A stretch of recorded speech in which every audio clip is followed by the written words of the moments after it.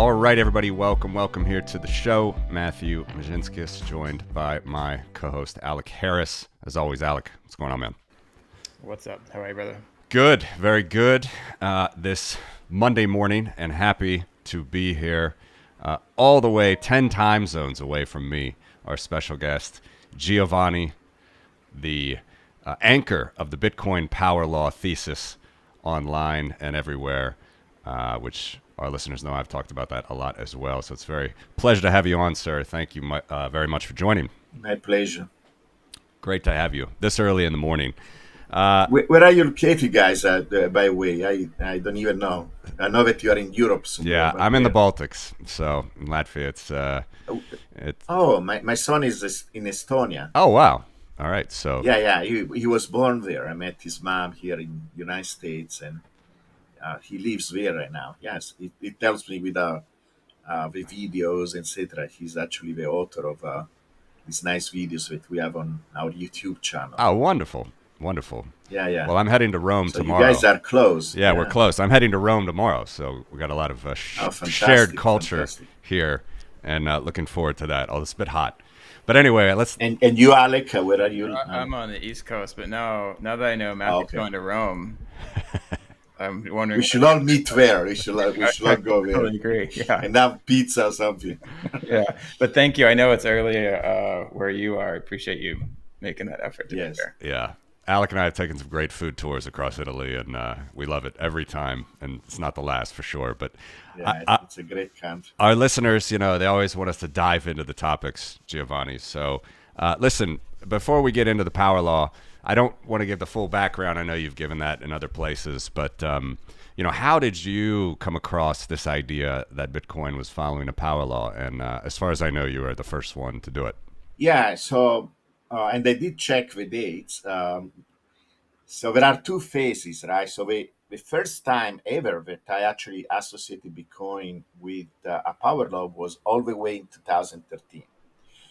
And in fact, I was able to dig this Facebook post because I was very active, more than X, I was active on Facebook. Right? Facebook was a thing at that time. And we were a lot of different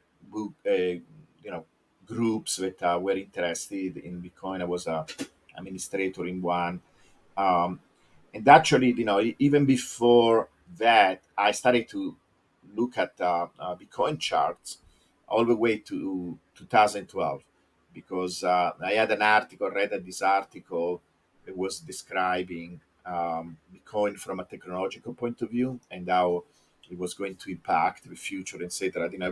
I was part of this organization that is interested in futurism, what is called techno-optimism, and they were mentioning Bitcoin as one of these future technologies. And they had a chart, and they made the claim in the chart, and this was only based on 2 years of data, that Bitcoin was exponential. They actually made two claims. One is that this huge bubble that you could see at the beginning of the history of Bitcoin, right, the one that went all the way, I think, to $30, something like that, was not, like a permanent bubble because Bitcoin crashed and then it recovered. And so at that time, there was a lot of talk about tulips, Bitcoin is, he was trying to say Bitcoin is not like tulips because when you have a bubble like this and you crash, then you never recover. This was one of the arguments, but we are recovering. But it's strange, you have this big bubble, but Bitcoin was able to survive it. And then the other argument was it's not just survive, but also the general pattern seems pretty regular and it looks like an exponential. This is what we claim with the article did. I actually downloaded the data, I studied the data, didn't look exponential, but I was impressed enough by the regularity that actually this when I invested. And this was all the way in 2012. But I still didn't understand which regularity I was looking at. It was clearly not an exponential. And then in 2013, I was actually watching this show from a physicist. His name is Jeffrey West, that he wrote an entire book on this idea that power law surrounds us. They are everywhere in social phenomena, in nature, first of all, in physical events, um, but also in biology, metabolism, in different things that have to do with animal behavior, but also sociology, also humans, like for example the growth of cities, the growth of companies, etc. All described by very precise laws, but in particular the power law. When you look at things like cities, economy, GDP, etc. So I was very impressed. In fact, he had an analogy. He was talking about a city like being some kind of organism, and then the streets and being like a this vascular system of this organism, and that it was pulsating and being alive. And I had this powerful intuition, say, oh, Bitcoin, I think it's a perfect system like that. It will probably have a lot of power law relationship. And so I knew about having all this information available with Bitcoin because of a on-chain data. So I downloaded all the on-chain data like transactions and addresses, etc., and started to plot them as power law. So price, for example, versus addresses, or price versus transaction. Now I didn't think about price versus time to plot directly price versus time, but I started to find all these power laws. And in fact, I rushed to Facebook because that was also part of how I interacted with these discoveries instead of publishing a paper, because there are a lot of the scholars. My background is in physics. I've been a professor for many years. I taught it in college, etc. And actually, there are several scientists and physicists that publish articles on Bitcoin. There is a famous physicist called Sornet. He already published 3 papers on Bitcoin, one on bubbles, for example. And in fact, they kind of published again my result in 2013, where I show that there was a relationship between price and addresses. But it's something that is called the Metcalfe law, because it's basically old result from an engineer in the when the internet was coming out, um, that he was basically trying to. The story behind that is that he actually was one of the father of the internet. He invented the Ethernet cable, but he had also this little unit that you had to add to your computer, because at that time many computers were not connected to the internet. You had actually to buy a piece of hardware to add to the computer to do that. And so he was selling these units for $1,000, and he wanted to sell more because people will buy just one or two at most. And then he started to talk to his clients and say, look, you don't realize that when you have a network, the value of a network is not in the single computer that is connected, but actually the possibility that you have in connecting many different things, right? This computer can talk to the other computer. These two computers can talk to the printer. The possibility of a connection, and theoretically you can show when you start to have more and more things that are connected, what are called the nodes, the number of connections goes with the square of a units that you connect, of a nodes. And so he said, this is where the value is. The value of a network, it's in the square of a nodes. And so basically the number of connections. And so he was able to sell more and more these units because he was making a scientific argument of where the value of a network is. And so I was very surprised. I think it was one of the first people, if not the first people, to discover this thing, that the price and the addresses were connected with the square. I immediately understood that the addresses could be understood as a proxy for the number of user, or at least it was some kind of activity, some kind of measure of activity of a network, right? Um, and then there was a relationship that was a power law. You could see the power law, the beautiful power law, very clearly. And so I was right in my intuition.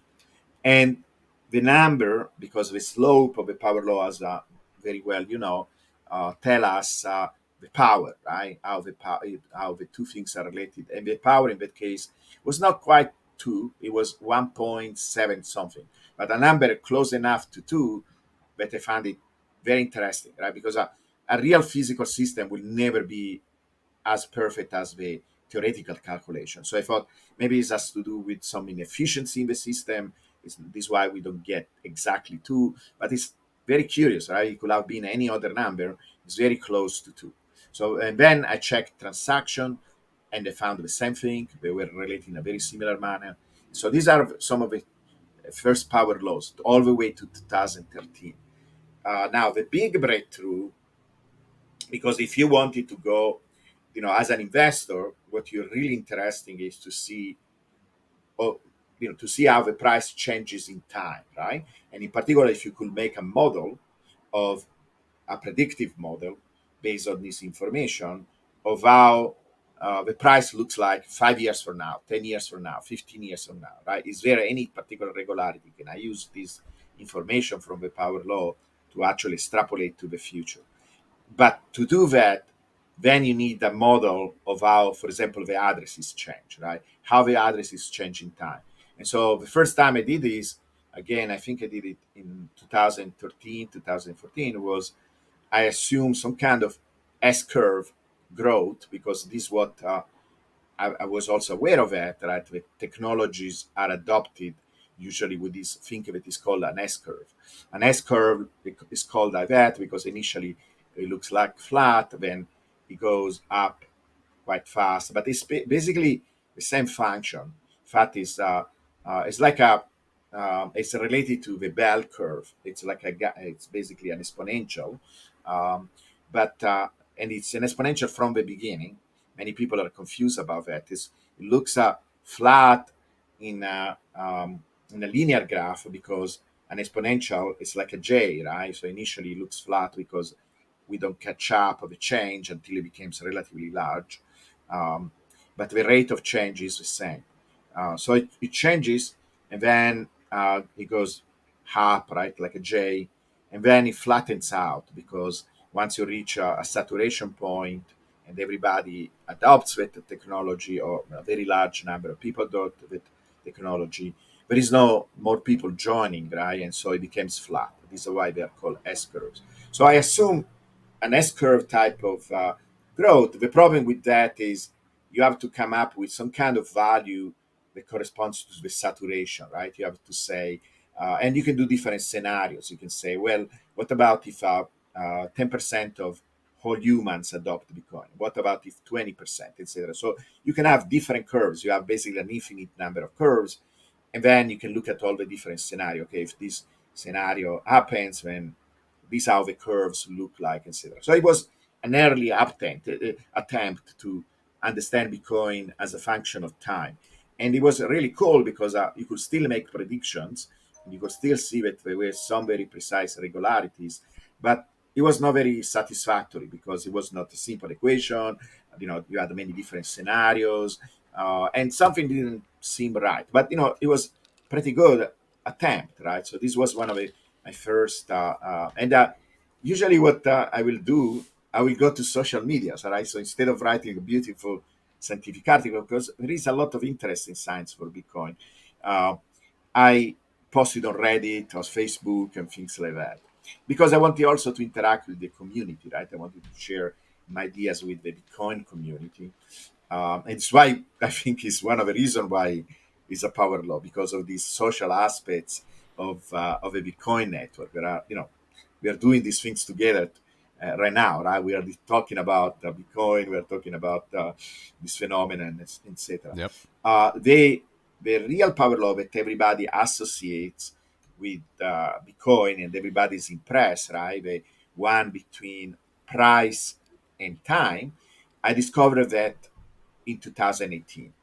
And it was mostly because I was very frustrated with these other models where I assumed some kind of S curve growth, that I decided that I was going to look at the price in time as a power law, in a log graph, to see if which kind of regularity do I get. And then I was shocked that actually even that was directly a power law. And that was very surprising. In the beginning, I was really, when I saw that graph, with straight line, I was really almost shocked. And that actually happened. I checked the dates of your post, Matthew, because I think you did it in December, right? Was It it was December? the last day. It was either the 31st or the 30th of 2018. Yes, interesting. And I did this around um, September. August, yeah, August, September of 2018. So very it was very interesting uh, that we were so close, right? That we came up. And can I ask you how did you come out with that? Because I'm also curious. I wanted to ask you this when I was coming to the shows. Yeah, yeah. What is your origin story? Yeah, we've. I think we've interacted with it on Twitter about it, but people started to point out your work to me this year, even. So there's another question I had for you, is like, because I've noticed, at least myself, noticed you posting a lot this year, but I haven't seen it before. But I was following this Trololo's account, very famous Bitcoin talk account from 2013, 14, 15, and he was modeling it, but he was using a logarithmic curve. And logarithmic, just quickly, it's not a big deal, but the difference would always be where x is 1, you got to find the intercept when x is 1, and it can usually look like a sharper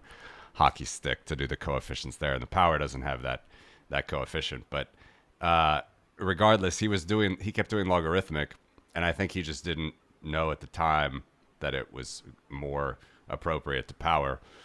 And I don't know, honestly, it was probably a year before I posted it even more, because I was trying to figure out how to get those bands on Excel, and it took me forever because I was, there was like no chat GPT or anything then. So I was trying to model that out for a long time before I even posted it. Certainly not back to 2013, 14 when you were posting about the addresses versus price. But it is unusual that you took the log of the time, because actually that is something that we do often in physics. Like that is completely natural, right? Yeah. Because we are very exposed, to power laws. So many natural phenomena follow power laws. So we are trained to take the log of y and the log of x. It's actually something. I don't know why people are so. I understand why people are a little bit confused by that, but physicists are very much used to do that. But I'm very impressed with somebody that has not a physics background, because this is what I assume, right? You don't have a physics background. Unfortunately, no. That. So how did you come up with the idea of taking? Yeah, I'm going to interview you. No, I'm very interested, because it's really unusual. I'm very impressed. How did you come up with the idea to take the log of time? Yeah, because no one was putting coefficients on it back in the day. And another thing that's funny here, by the way, which I want to chat about, but we should still explain more about what the power law is first. But our friends at the Stock to Flow camp, they came out with their models here it was somewhere around March or April of 2019. So both you and I had actually beaten them to the punch with the power law. But I don't know. I'm not a big tweeter, and I'm amazed that the following was so. We have more to say about Stock to Flow later, but let's table that for a second. But I think I put it on my post in 2018. You could tell that they were starting to draw the rainbow chart, and the rainbow chart is basically just these different percentile bands. Right. I don't know if people were doing that. A lot of that was on TradingView. I don't know if people were mathematically modeling it out, or they were just lining it up. But I knew it was a power curve. I just didn't see anybody put coefficients. And I posted on mine this account. It was called Awe and Wonder. I don't think he even posted coefficients, but he had the best looking rainbow charts. And so that I just wrote, as a sort of an inspiration that I had seen his charts. But the only source that I saw that was posting coefficients was Trololo, but his wasn't power. But in any event, it's interesting that we independently arrived at it. And and before, the rainbow chart is based on Trololo, because this is what they do. They use if you go, in fact, actually even on the website, they do say that they are basing the rainbow chart on Trololo. But not on it's logarithmic necessarily. It was more of a right. No, and they don't do it with using power or for sure. But the Trollolo, I call actually Trollolo the grandfather of the power law because it's a very related idea. It's just that it's so much more convincing and powerful when you see that straight line, right? Yeah. When you realize there is something going on here. It's not just some kind of curve. There is a very, very precise behavior and everything changes. Also, because once you realize it's a power law, there are all these consequences that are associated with the property of power laws. Power laws are a big deal. You know, this is why physicists are enamored with them. They have a lot of interesting consequences that we can discuss. So let's do it. It's a good. It's interesting to hear this. And by the way, we can talk about S2F, but I know for sure now that Plan B took the idea of a power law from me, from my post in 2018. He even told me straight. He told me, "Oh, that was my starting point." It's just that he wanted to find some kind of a cause. Okay, if I see this power law behavior, where does it come from?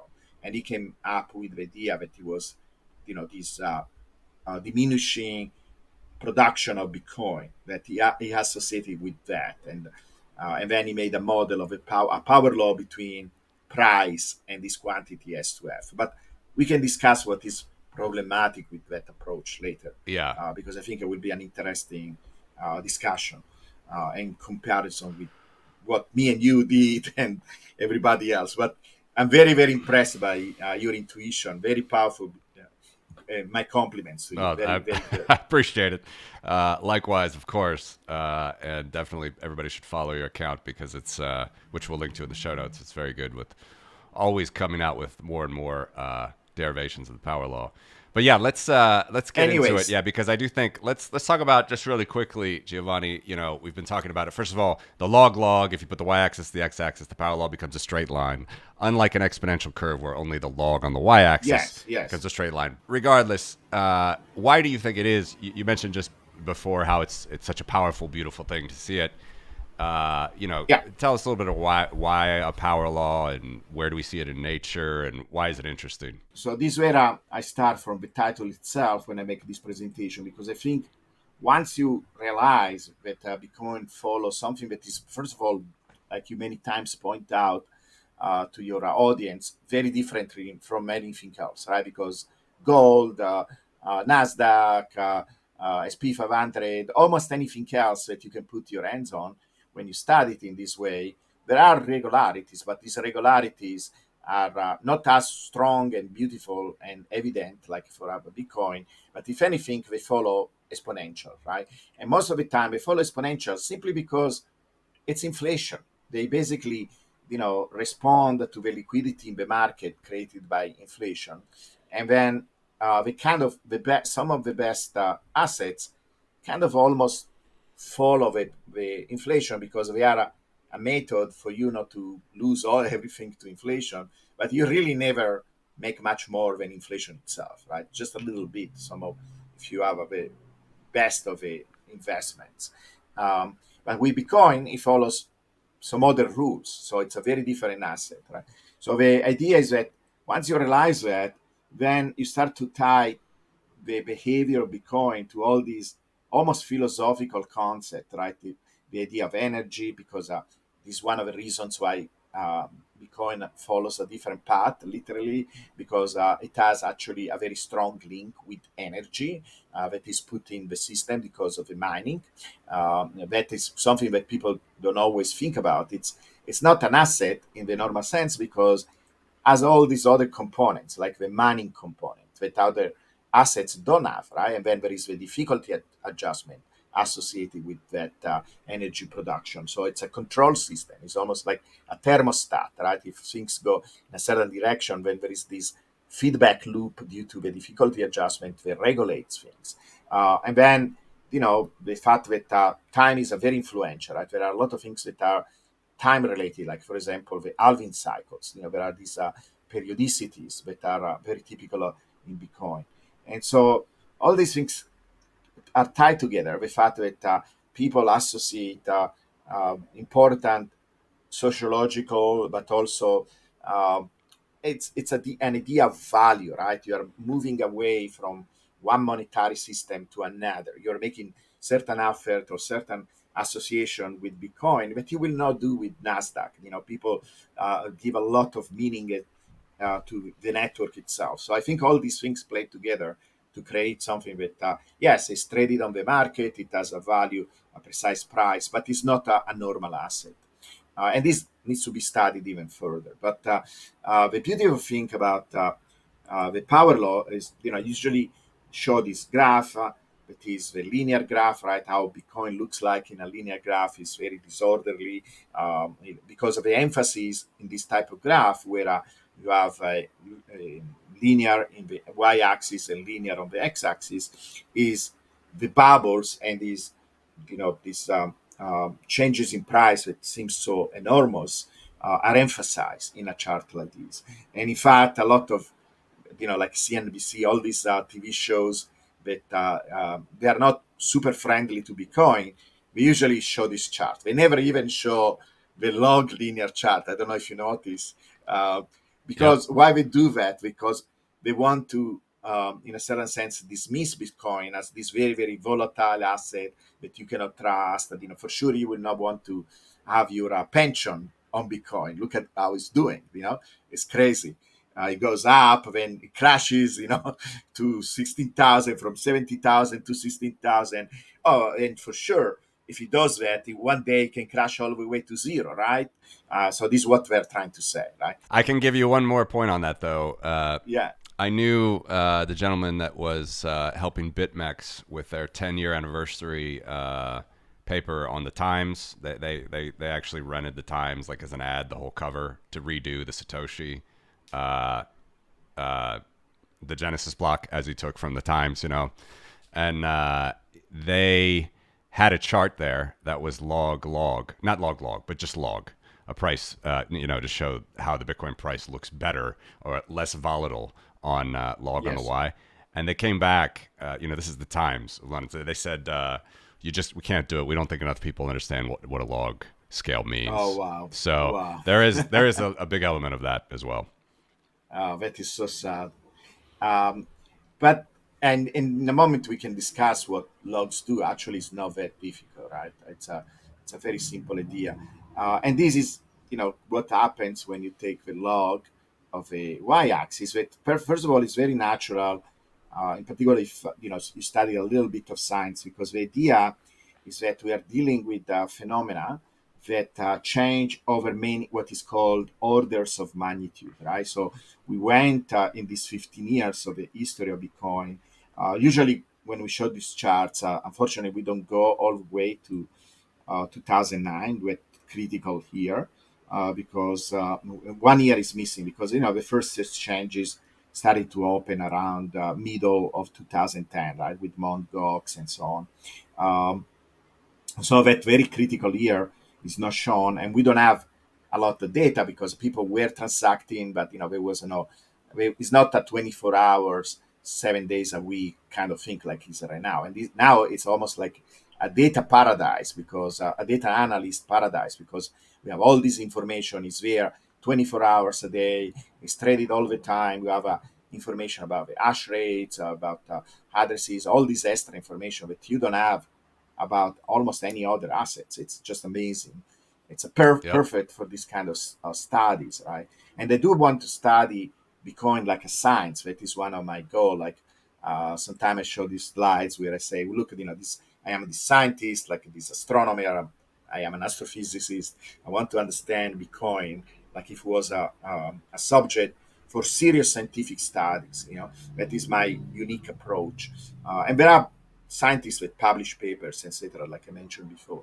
But so going back to the idea of a logarithm, why we use a logarithm? Logarithms is, so if you have a phenomena, this again happens often in science, where we have something that has changed over many order of magnitude, or maybe you study something that represents this kind of changes in scale. So let's say you want to study the planets, for example, right? You want to study how the distance of a planet is related to how long it takes for a planet to go around the sun.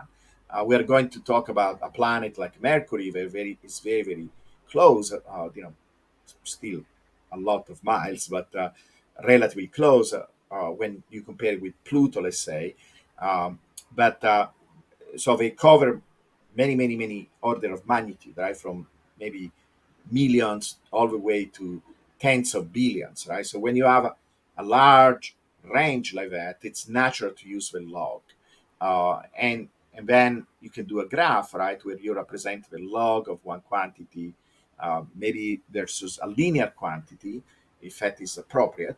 But the log helps you to represent all these different scales. What logs do? Logs is a mathematical function. It was actually discovered relatively late in the evolution in understanding mathematics, like in the 1700, when finally logs were understood. But basically, what it does, so imagine I'm representing numbers in terms of their power. So let's say I write 10 as 10 to the 1, because 10 multiply one time gives us 10, right? If I multiply 10 two times, 10 times 10, I can rewrite it as 10 to the 2. That means take 10 and multiply by itself two times. Then I write 1,000 as 10 to the 3. So 10, 10, 10, multiplied three times, right? If I do that, and I represent all these numbers with their power, then if I take the log, what the log gives me, it's this power. So if I take the log of, and it's, if you want to be really technical, you will have to say it's a base 10, but don't worry about that, right? So if I take the log of 10, it gives me 1 because the power is 1. If I take the log of 100, remember it's written as 10 to the 2, it gives me 2. If I take the log of 10 to the 3 or 1,000, it gives me 3. So it's relatively simple, right? It gives us, the log gives us this power that I use to represent the number. And you say, why would you do that, right? Many times, actually, when I write, even so here and now, I wrote directly in this graph the power. So 0, 1, 2, 3, 4, 5. Many times I just write 10 to the 2, 10 to the 3, and people many times tell me, why don't you use real numbers, or why don't you use real dollars? I'm always confused. I say, I'm using real dollars. These are real dollars, right? Right? If 1, 2, 3, I get it. But if I write it as 10 to the 1 or 10 to the 2, even that confuses Yeah. people The sometimes. And they scientific say, oh, notation. yeah, scientific notation, what is called the scientific notation. Use real dollars. These are real dollars. But I understand what people say. It's a question of getting used. For me, if you're used to something, then it becomes natural. If you're not, it's more difficult. But the beauty of doing this is that now you're focusing on the scale, what is called the scale. And I suggest actually everybody to read this beautiful book.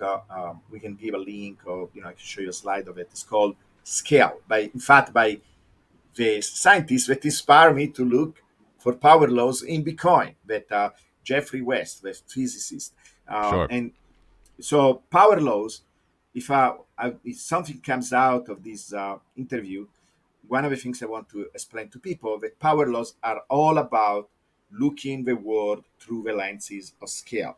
So when you do that, basically you're taking a drone, you're flying away from the forest, and instead of focusing on the single tree, you're looking at the forest as a whole. And the best way to do that is to look for these changes of 10. So you go from 10, 100, 1,000, 10,000. When you do that, you start to see there is an order that before you were not able to see because you were focusing on the trees and not on the forest. So if you're going on the linear chart, you're looking at all these big, huge changes. So like big, huge changes, it will dominate. So you remember when we look at the linear chart, you're not even able to see what Bitcoin did initially, because that little changes, that little prices in comparison to the latest price, they look flat. And so if you want to see a pattern, you want to see how things change in terms of scale. That is this number, the power. Now, that sounds an unfamiliar idea, right? But actually it's not, because there are many things in life where scale comes into place, and maybe people are not aware. For example, how when there is an earthquake, right? They use the Richter scale, and they say, oh, this earthquake was scale 4, this earthquake was scale 5. And people think that, well, it doesn't look much bigger, right? 5 relatively to 4. But actually, what we are talking about there is 10 to the 4, 10 to the 5, 10 to the 6. It's that exponent because it's the how much energy is involved in the earthquake. And it turns out that the damage that an earthquake can produce, it goes up with the scale. So if we go up by a factor of 10, this is when actually you will see a much bigger impact of the earthquake on human structures like buildings, etc. So the damage that are involved, how many deaths there are, etc., is determined by that change in scale. So this Yeah, why the and the scientists, distribution, yeah, by the way, many more smaller earthquakes than larger. That's also an right, effect of exactly. power So law. you can do a study. In fact, I did it when I was in university. We collected this data because actually it's a very good way of going from an observation that you make then to a theoretical result. You have a seismometers and you can see this vibration in the earth that we are not aware, but they are there all the time because of a small little earthquake, little vibrations that are almost, we are not even feeling them because they are so small, but a sensitive instrument like a seismographer will be able to detect. And you see they are happening, on the order of seconds. They are happening all the time and they are there. And then if you make a graph where you calculate, you show in the y-axis how many of these little earthquakes there are, and then on the on the x-axis how big they are, you can see it's actually a power law. It's a very precise phenomena. It's a very precise what we call distribution, and they became rarer and rarer as they became bigger. And so this is why they form like a straight line that goes down. And it's a power law. It's a famous power law. It's one of these many things in nature they behave like a power law. So this idea that we start to see structure, we start to see order using the logs is very important. Another thing that people don't realize, for example, even our eyes are on this power law kind of behavior. Because, for example, if we go outside and we see the light being, it looks like to us maybe it's 3 times, 4 times brighter than inside.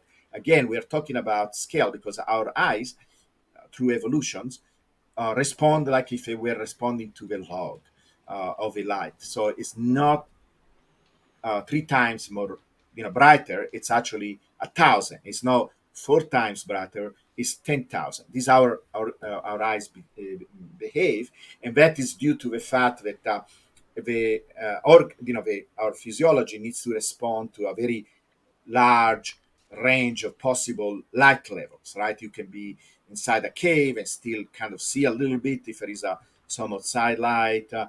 Then you go outside and there is this bright light. And so the system will be overwhelmed if it was not this response that is a logarithmic response.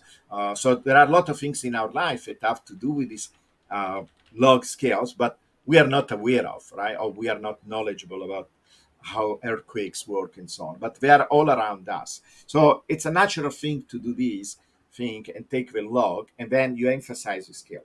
When you do that, you start to see that what seemed very irregular and strange and weird, now it's much more regular. Right? This is the famous rainbow chart that people here. It's not really the rainbow chart. It's like the power law, how the power law looks like with rainbow chart kind of an Bands. idea of showing the different deviations, right? So these bands represent deviations from the power law.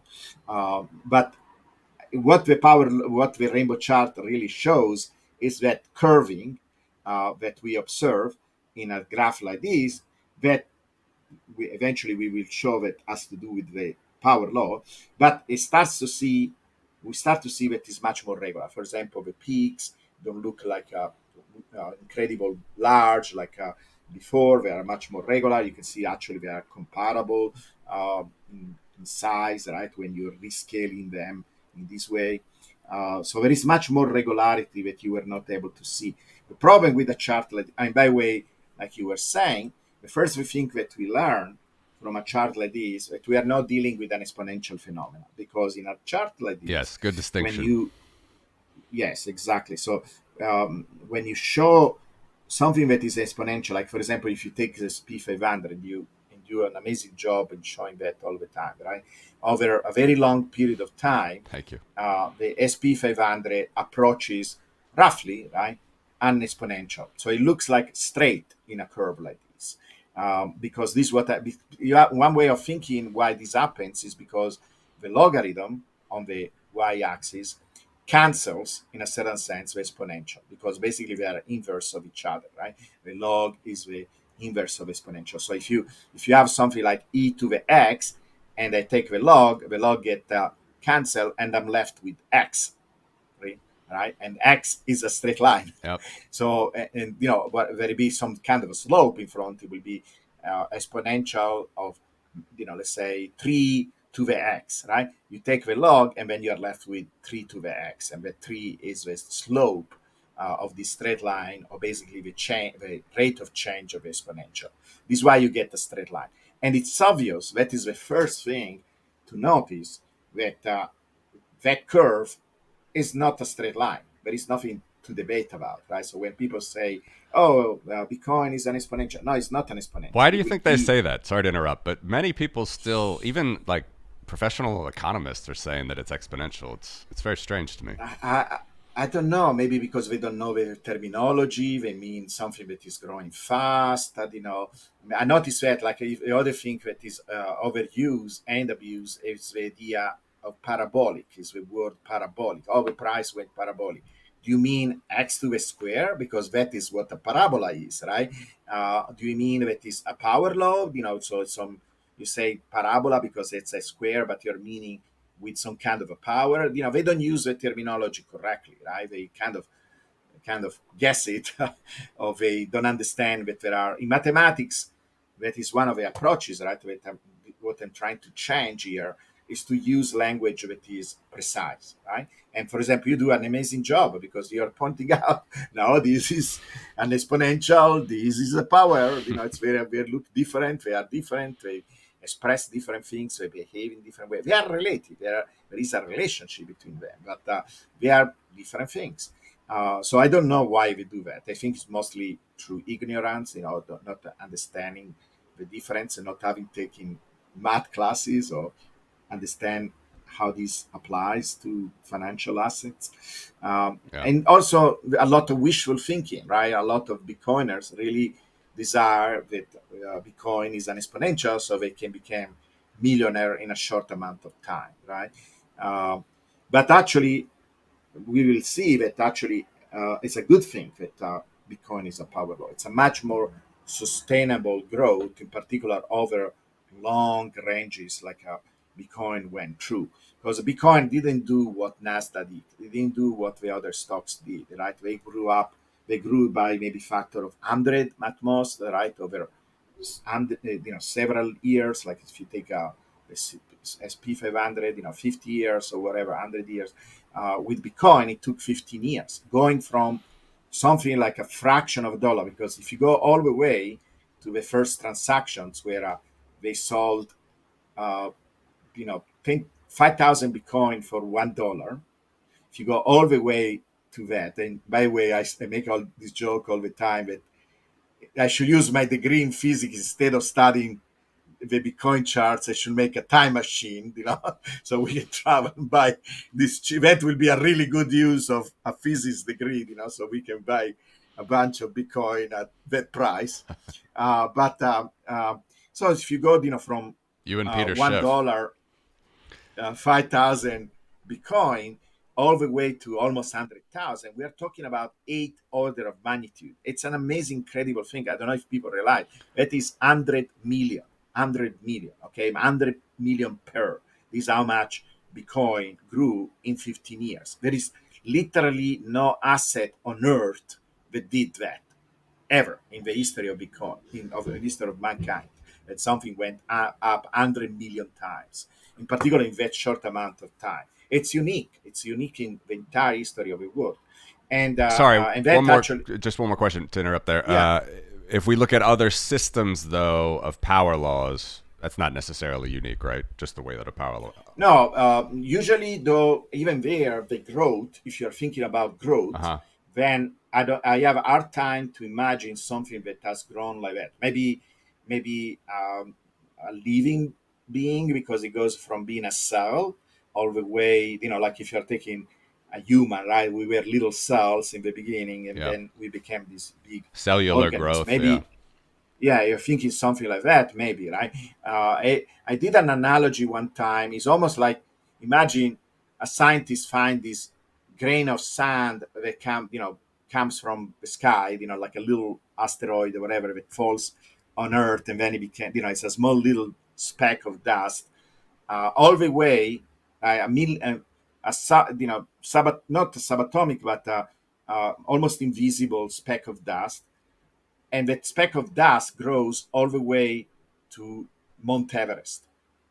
That is how big of a change in range we are talking about. Yeah. And it does it in 15 years. And you see this thing growing, and then it does it in a very precise fashion, Yeah. all the way through. It always basically the same type of growth. That is amazing, this system is. Let me ask you a question though. Is your work really focused on describing the growth of Bitcoin, or would you add that it is a predictive model? Yeah, because we call, so when we see something like this, right? So this when the big breakthrough for Matthew and for me came true, right? When we actually did this famous graph, right?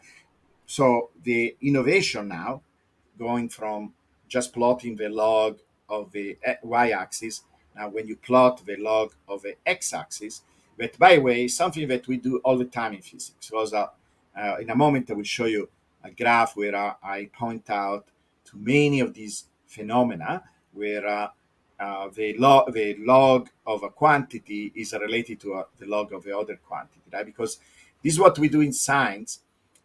We try to understand how things change, right? How things are related to each other. Like, for example, if I study a gas and I want to measure different things like the pressure, the temperature, I want to understand if I change the temperature, how the pressure changes. That is one of the things that we do, in particular in a mathematical science like physics. We want to relate in a mathematical way things that we study and we can measure. And so we have all these tools that we have all the time, that we use all the time to actually come up and understand this relationship. So we plot our data that we collect from nature, and then we see if there are patterns. Like, for example, in what I just described, pressure versus temperature, the relationship is linear. So I don't have to do anything special, just plot the pressure versus the temperature, and we see that there is a straight line between the two. But then there are more complicated things. Like, for example, let's say I want to measure how much light an object emits when it is heated up, right? You know that if I take a piece of metal and I heat it up the metal, it will start to glow, right? And that light has an intensity, and it's related to the temperature thought. It's a power law. So the brightness of a light is proportional to the fourth power of a temperature. So in that case, it will not look like a straight line in a linear graph. It will look some kind of like a curve. In fact, it will look like a J. It will look something like this. It will look like a J. Our temperature, intensity of light versus temperature for a glowing metal. There will be more and more light produced as I increase the temperature. We know that by experience. It looks very bright, right? A piece of metal that is heated up, and it goes with the fourth power of the temperature. So it grows very fast, and so it will look kind of like a J like that in a linear graph. Now, when I go to a log linear chart, it will look like this. It will look curved like that, because basically what happens, anything that is not an exponential in a log linear chart, it will look curved. And that means that basically it's losing ground relatively to an exponential process. An exponential process looks like a straight line, but anything else, even if it grows pretty fast, it will lose ground. So it's kind of an artifact of this type of chart, right? Because this type of chart shows clearly if we are dealing with an exponential, but is less clear if we're dealing with some other curve. Now, most natural way of showing that there is a process like this that I described between intensity of light and the temperature will be to use this chart. Because in a chart like this, a process like that, where the intensity of light is related to the temperature thought, will look like a straight line. And there is some little math to show that, but it's not complicated math. You need to remember the property of logs. But it's a fact that it will look like a straight line. And when you see a straight line, physicists are trained because we see a lot of this system. It's basically one of the most abundant type of relationship, right, in the universe. Literally hundred and hundred of physical phenomena. For example, remember when I mentioned the planets, the distance of the planets. If you organize the distance of a planet in terms of their log, so a log of time in this case, so you put the log of time on the x-axis, and then you put the log of the distance in the y-axis, you find this very, very beautiful, almost scary straight line where every dot represents a planet, and then you can connect all the dots with a straight line. It's amazing. Now that everybody has ChatGPT and you can make an Excel graph of that very easily, get the data. I would suggest everybody to do it at least once in their life, because it's amazing to see there is such an order in our solar system. It's a power law. It's a relationship between the distance of a planet and how much time it takes. So to answer your question, in that case, it's not much about the growth of something. It's how they organize, right? And can you make predictions out of that? Yes, because you could say, well, if I discover a new planet, in fact, this is what happened, right? When they discovered Uranus, Neptune, and Pluto, they didn't know that they were these planets, right? But they realized, because of the motion of the other planets, there had to be some other planets. And because of the Kepler's law of this power law relationship, they knew that if a planet was at a certain distance, or it took a certain time to go around the sun, had to be a certain distance, or vice versa. So you can make predictions about, well, if we discover something at this location, it will have to take a certain amount of time. We did it with comets and other kind of things like that. So it has predictive power. In fact, I say all the time, there are two places where scientists feel the most confident about making predictions, because science is all about making predictions. When you're sending a probe, and also technology, when you're sending a probe to Mars, you need to make a prediction of the path of a probe, right? You need to know where it is at a very particular time, where it is going to land, etc. So you can use this understanding of nature through numbers to make prediction. So when you have something that follows a power law, is one of the best places, one of the best situations where scientists feel very confident that it can be used for prediction. Because usually when you have something that behaves like a power law, it continues to be a power law over many order of magnitude. So we call these phenomena scale invariant, and I will explain in a moment what it is. But yeah, so in my case, I'm very interested both in understanding the nature of Bitcoin and why Bitcoin behaves in a certain way, but also, of course, making prediction. And this is why I was really shocked when I found this particular power law, not just the power law between price and addresses, but also price and time, because time is fundamental to make prediction, right? If you see a particular pattern in time, then you can extrapolate and say, okay, if Bitcoin behaved like this for 15 years, and remember I made the analogy of a little grain of sand that became Everest, and it did it in a very regular fashion. What do I mean with that regular fashion? Well, a straight line is an embodiment of regularity, right? You will agree with that, because basically means if I change the x-axis, I'm expecting a similar change in the y-axis, right? This is what a straight line is. It's a regular change, right? It's the most regular change that you can imagine. I'm changing the x-axis. There is a proportional change in the y-axis. But remember, we are taking the log, right? So it's not really a linear relationship in the common sense of the word, where one quantity changes linearly to the other. What is changing linearly here is the scale. So this is why it was important to describe the numbers in terms of their log. So if I describe these prices as 0, 1, 2, 3, representing 10. 0 is actually $1. So $10, $100, and I write the scale, that is the little exponent in the scientific notation, and then I do the same thing with time, because this, for example, here 3 will represent 1,000 days. So when we start to talk about time for Bitcoin, we always do it in terms of how long Bitcoin has existed. So it's time since the Genesis block, that is the day that Bitcoin was created, January 3, 2009. So in this case, for example, 3 will represent 1,000 days from Bitcoin, right? And the other ones, like 3.2, is going to be a number a little bit bigger than 1,000, etc. So all these numbers here are basically the log of time, the log of days since Bitcoin was created. So when I do that, and that represents now the scale, I see this beautiful regularity. I see this beautiful straight line. Now you're saying, well, yeah, the price looks straightened up, right? It is already amazing, that we go from that rainbow curve to something that looks much more straight, right? It's pretty striking. But you notice also that if you draw this red line, by the way, is not drawn by hand, it's drawn by the computer, because you do this calculation where you find a line that represents, basically minimizes the distance of all these points from the straight line. It's a mathematical process called regression. And that straight line is supposed to be some kind of compromise and say, well, okay, I'm dealing with something much more complex, right? There are these bubbles, the price goes up, it goes down. But in general, you can say in average, the behavior, it's a straight line.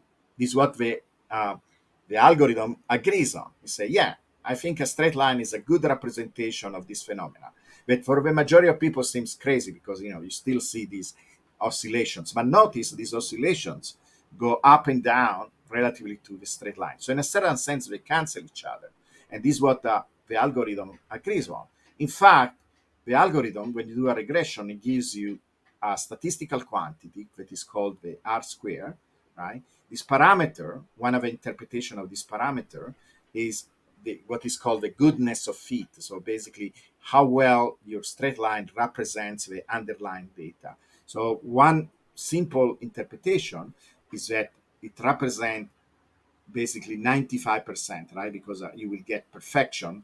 If the data was a straight line, you will get a 1 here.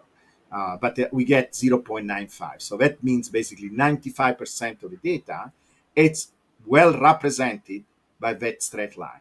That one of the reasons that happens is because you have this symmetry where you have all these points above a straight line, all these one below, and they kind of cancel. So you're left with this straight line behavior.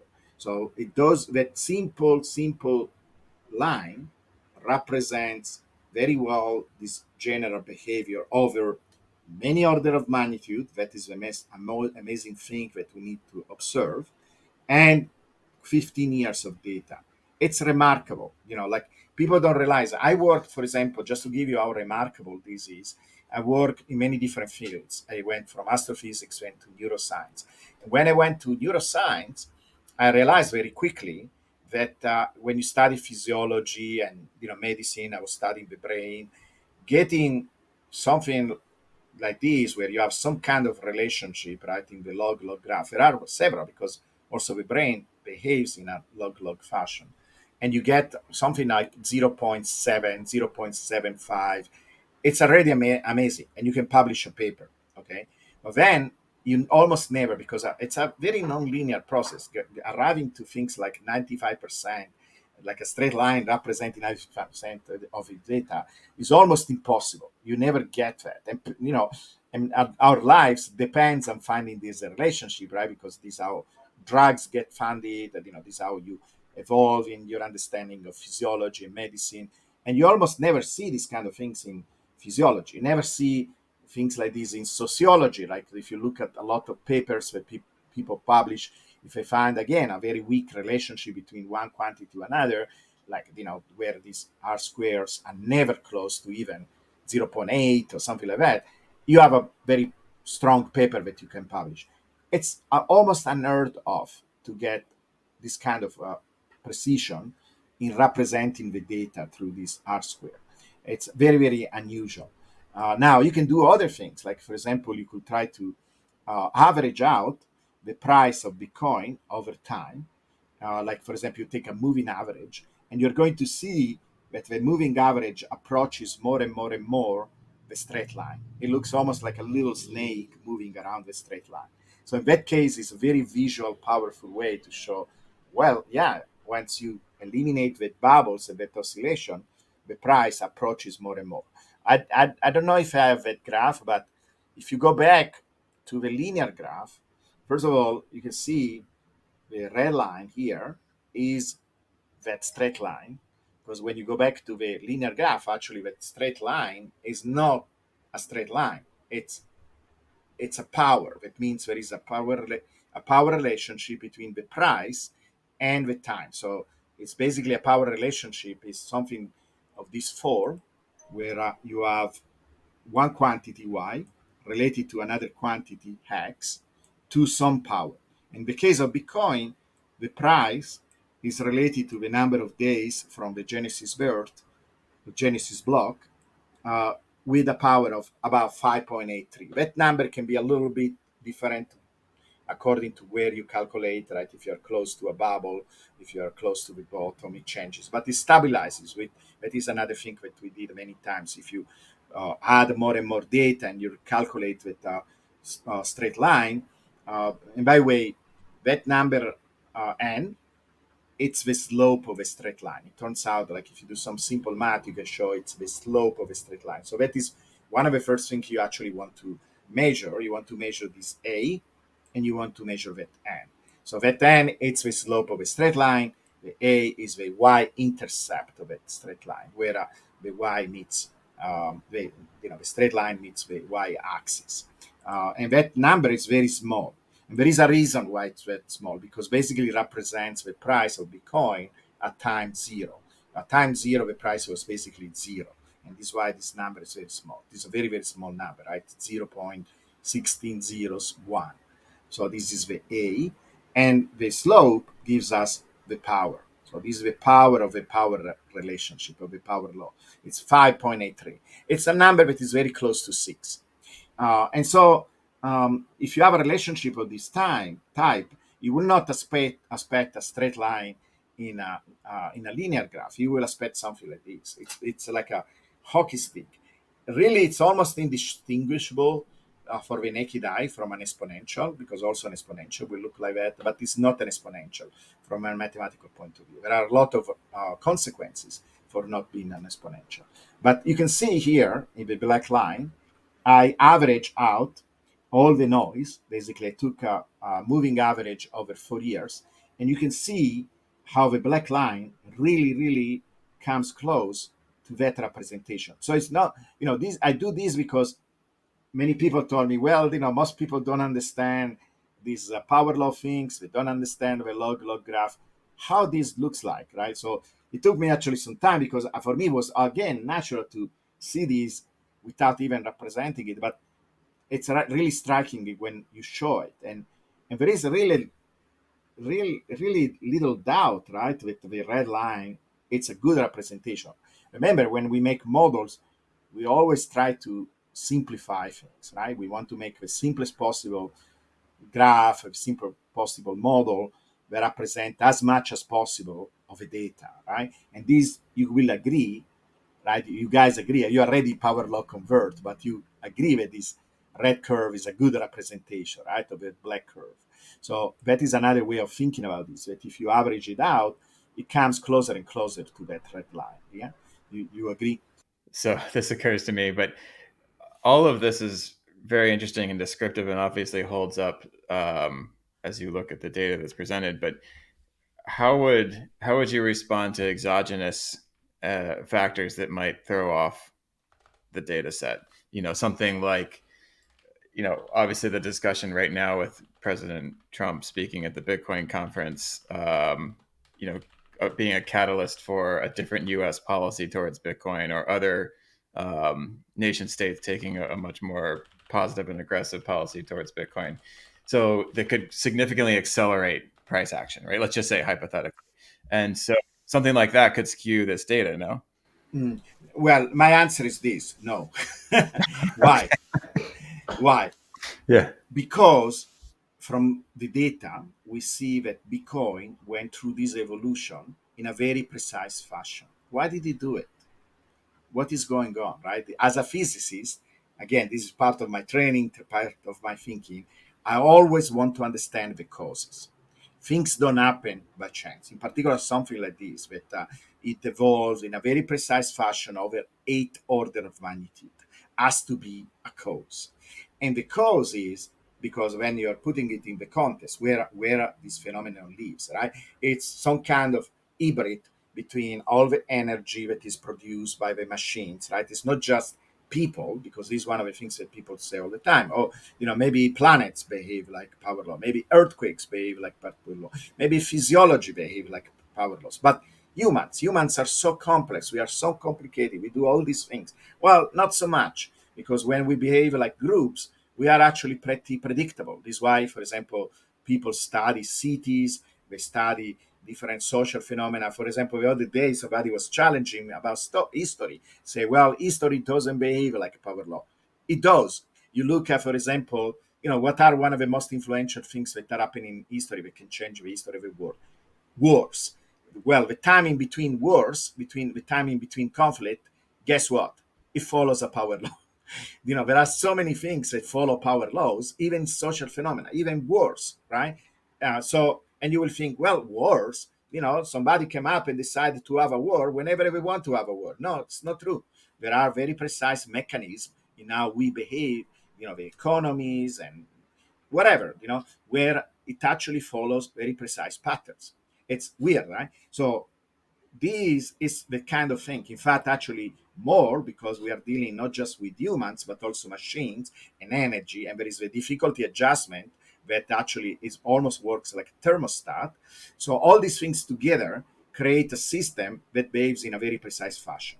So what is this? Like, for example, I have a full theory. Now I went beyond. So this is how it started, because this is how you start science, by making observation, empirical observation. And once you find a pattern, you want to understand it more, right? So then you dig in and you find, you're trying to understand the causes, you're trying to understand the mechanism. And then once you dig, then you're trying to understand, you're making a picture, a much bigger picture of how something works. And I am at that stage because I wrote all these articles where I say, okay, I was able to link the growth of addresses and how price reacts to the address. All these first power laws that I discovered, actually, I was able to show that this behavior in time is due to these other things, like the growth of addresses, for example, and how price responds to the addresses. When you combine them together, it gives you this. Then the next thing I did, I developed these equations that are actually I found in the literature, in the scientific literature on social networks, and they found the power law indirectly by making simulations of these networks property and finding out that actually the power laws emerge from this simulation of Bitcoin, like if it was a network. So right now, my understanding based on all these experiments, all these studies, is that basically goes like this, okay? So imagine Satoshi, right? Satoshi started this entire thing. He was alone. He was number one, right? So if you're thinking about network, he was the first node in the network, the first computer, right? So imagine that we're talking about computers connecting with each other, is what nodes in a network usually are understood as, like basically the processing unit. Like you can imagine the body being a network where the cells are the processing unit, right? And then the cells connect with each other. They exchange materials, they exchange information. Or you can imagine a network of cities, right? The cities are interacting with each other. The roads represent the connections. All the things that are happening in a city are what is happening in the nodes.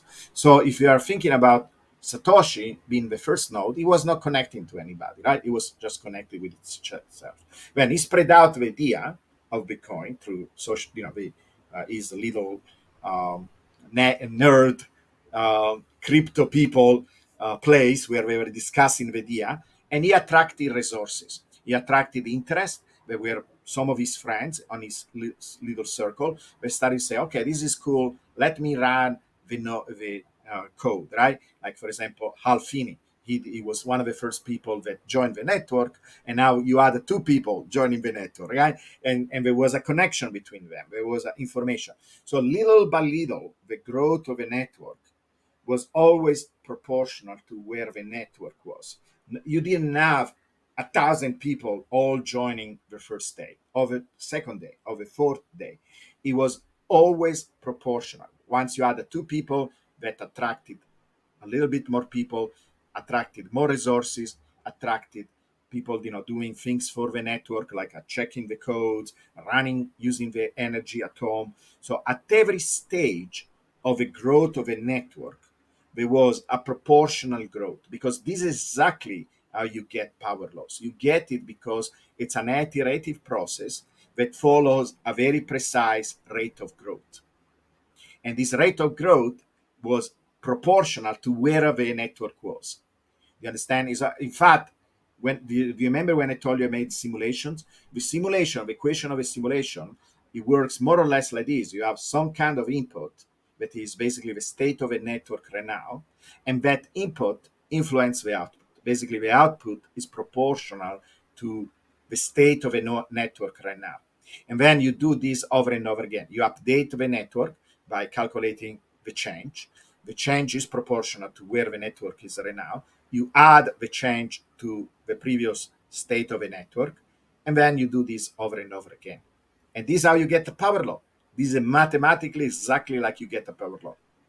Now, what does it mean philosophically? It means that at every particular moment, the growth of a network is determined by the state of a network right now. So it's a very precise growth. So this is why, for example, in other words, let's describe this in word and also philosophically. Bitcoin attracts the right resources at the right time in the right proportion. This is how you get the power law. And has done this from day one. So everything that is happening right now to Bitcoin is just proportional to where Bitcoin is right now. When people say, well, tomorrow it could be adopted by a nation. Well, why it doesn't happen? It's not hypothetical. It's going to happen, yes, but it's going to happen when Bitcoin is ready for it. I give you an example. Why ETFs didn't happen 6 years ago? Bitcoin needed to be at a certain place, at a certain growth, in terms of the value of Bitcoin, how many people are in the network, how many resources you have, for example, how secure the system is given the amount of hash rate that is produced. And then, it was rejected, ETFs were rejected, and people think it's political or because some random person decided not to approve it. No, it is all proportional to where Bitcoin is at any particular time.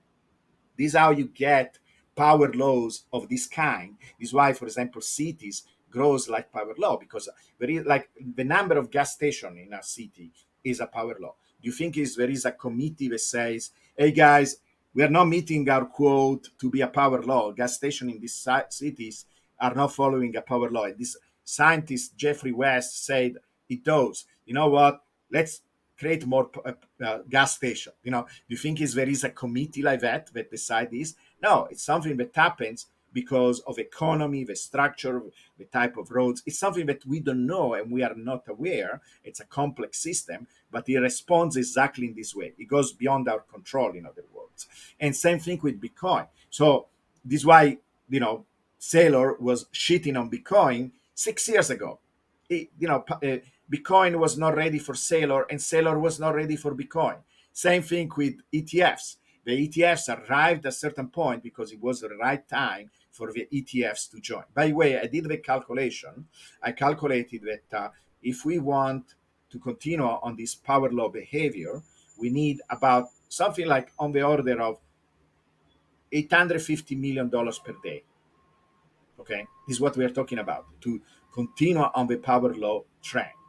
And you can see that ETFs, when you study these from a mathematical point of view, they don't represent a phase shift. They don't represent something that breaks this, as actually what is needed to continue on the power law. Same thing with Trump. Same thing, Trump is interested, it was, again, talking bad about Bitcoin a few years ago. Now it's changing the tone because Bitcoin, think about it, right? Why does he do that? Because Bitcoin is big enough that is influential. When it was like few, $1 million in market cap, it was laughed out. You needed very strong visionary to join the network and contributing to the network. It was not, in the press, the media didn't cover it yet, etc. And then when he arrived at a certain size, the media started to talk about. But again, as a kind of a curiosity or maybe making fun of it, now they are taken seriously, right? It's becoming a political force because Bitcoin, it's $1 trillion asset that, is moving towards being a 10 trillion asset. When it will arrive there, the things that will happen to Bitcoin will be on the order of maybe nations like United States to start to say, wow, we need to have a reserve in Bitcoin, and maybe it will happen in between. But it happens, everything happens. I know it's very weird to listen and to understand, but more you think about this, more you realize it is really true. It's really how you get the power law in the first place. Yeah, this concept of proportionality, Giovanni, I think it's very important to highlight. And also, we can, as I told you, I wanted to talk about it. We can contrast that with another common trend line, which is exponential, and that doesn't happen there. So, could you elaborate why that proportion? Yes. We've heard it for the power law, but then if you could contrast it with an exponential growth. Right. So, for example, an exponential, and it's interesting actually because recently we actually started to, because there is a group of us, because it's not just me now, there are other researchers, with PhDs, and say you don't have to have a PhD to join this network. Like, I don't know, Matthew, if you have a PhD, but you're clever enough where you know about power laws. I'll join the etc. network, but no, no going back to school for me. All this, you don't have to, right? But it's just there are several other people that in our group. I don't know if you know Fred Krueger, for example. He has a big following on X. He's a Stanford mathematician. I was posting on his X and showing the power law when I found out about him. I said, look at this, because I knew that if he saw that straight line, he will convert immediately just by looking at the graph. And he was not responding. And then one day I wake up and I see him saying, oh, Bitcoin is on an unstoppable power law train. And I was right. That just by paying attention, he will have recognized it. And now, he's one of the power law fanatics and he's talking about the power law all the time. Did But he there know? are others. Did he know much about Bitcoin before you wrote him? Yeah, a little bit. I think he bought Bitcoin, a few years ago, and in the beginning, again, he was one of these people who was a little bit not convinced. Like he worked in Wall Street, right? He studied mathematics, actually, the equations and the math that applies to stocks, etc. He studied Ito calculus, all these things. He actually specialized in that, and then he went to work to Wall Street, like one of the first quants, right? These science people that work for Wall Street, like many of them are physicists or mathematicians, and they are called quants, right? You're familiar about that phenomena. And he was like one of the earliest quants in the 90s, etc. He made a ton of money, became very wealthy, he invested a little bit in Bitcoin, and then actually he got fame on X because he was one of the first people that emphasized the importance of ETFs. He was like again, everybody didn't even got excited that much about ETF, but he was telling everybody, look, it's going to be a big deal. And they are a big deal, but they are not going to change the power law. But anyway, so this is, he was, and now, he's a maxi and he's very enthusiastic about Bitcoin and he posts about Bitcoin all the time. But so it's, a few of us have discovered that there is another regularity, very interesting regularity, that is, if you look at the peaks, I don't want to include usually the first one because I think it's an anomaly, but actually if you include it, that improves the stats, and it seems that they are decaying, and they are decaying as an exponential in terms of if you measure the difference relatively to the power law. So if you measure the height of the peaks as a deviation from the power law, and you draw this, it's only 4 points. So differently from the power law where we have thousands of them, it's only 4. So the stats are a little bit weak, Yeah. but it's really interesting that the R square, it's like 0.99. It's really ridiculous. Even that is a regularity. The fact they are decaying as an exponential. So the deviations are decaying as an exponential. Very, very good stats. And I was telling my little group yesterday, when you're dealing with an exponential have very precise characteristic times. So what does it mean? So it means that, for example, they have a lifetime, like for example, radioactive decay. It's an example in nature of something that follows an exponential, right? So Yeah. you start with a material that is very radioactive. It does all these interactions, etc., and then the quantity of material that is radioactive decays in time. It becomes smaller and smaller because they basically get disintegrated, and that process follows a very precise exponential time. And you can calculate what is called the half life of a material, of this radioactive material, that is some kind of characteristic time above a system. It gives you kind of an idea of the time scales involved. Does it take thousands of years for this material to decay? Does it take hundreds, minutes or whatever? So that number, that it takes some little math. It's not very complicated math. You can calculate the characteristic time of exponential. And so when you're dealing with an exponential, you're talking about a very precise scale of time. And in the case, for example, for the decay of the peaks, that turns out to be about 13 years. So that means that these bubbles are, if you take seriously the decay, that we will have to see, because, like I say, differently from the power law where we have thousands of points, we have only 4 bubbles. So coming up with a pattern for the bubble is premature right now. But if you take it seriously, it means that over a period of 10 years or so, these bubbles are basically disappearing, that are going to be smaller and smaller with time. But so if that means, again, for example, imagine that Bitcoin follow power law. That means every time you join the network, the growth, like if we go to S2F, S2F is supposed to be an exponential, because the claim behind S2F is every 4 years we go up by a factor of 10. We don't. It's not true. Yeah. But if you took it seriously, that growth of 10 every 4 years is what characterizes a power law, because, an exponential, because an exponential, like, for example, the compounding effect that you mention all the time, right? Yeah. If you have something that is compounded regularly, let's say you get 5% a year, and so that means you're going up 5% every year. There is a very precise time scale. If you look at the long-term projection of a process like that, it's an exponential. But that is the opposite. This is why they are so different. They are related but different with a power law. With power laws, there is not a typical scale of time. In fact, we call it scale invariant. That means the scale doesn't change. What do I mean like this? Let's go back to this graph.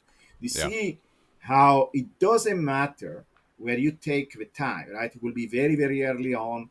It could be in the middle. It could be anywhere. The growth of the process, when it is looked from a scale point of view, doesn't change. What does it mean doesn't change? It follows a straight line. A straight line, it's a constant rate of change, right? Everybody should know that, right? When you have something that changes like a straight line, it means that it changes in a regular fashion. It changes in a way where the process doesn't change itself, right? So the change in y and x, it's regulated by this rate of change, and the rate of change itself, it's constant. This is what defines a straight line. And so that means that if you look at Bitcoin as a scale phenomena, where it's scaling up, one analogy of this is a child. Imagine a child that it grows, right? Every part of the body, as a child grows, it grows proportional, right? You don't see the arms growing first and they become huge, or the feet or whatever, right? In most children, right? It's kind of a very proportional growth, right? So imagine that is happening to Bitcoin. That is exactly the same thing. It's a growth that is proportional at any particular time, and that is what really characterizes power laws. Power laws and scale invariant is basically synonymous. This is why we make a big deal about them. Are phenomena where there is not a characteristic time. Basically, the phenomena does the same thing at any scale. Bitcoin is behaving from a scale point of view exactly like he was behaving when he was few cents, few dollars, $10, $1,000. And now it doesn't look like that. Now, if you and people will say, well, wait a second, why early on I could make a ton of money by holding Bitcoin only for few months or few years? Because you're focusing on the linearity, you're focusing on the linear behavior. Yes, it's true that when Bitcoin was young, it was growing very fast. And that is because you're looking at the phenomena linearly. If you're looking at the scale point of view, it didn't change. It did exactly the same thing. It grew proportionally from a scale point of view. I know it takes a little time to think about this, but it's what is essential in understanding why Bitcoin is so different from anything else.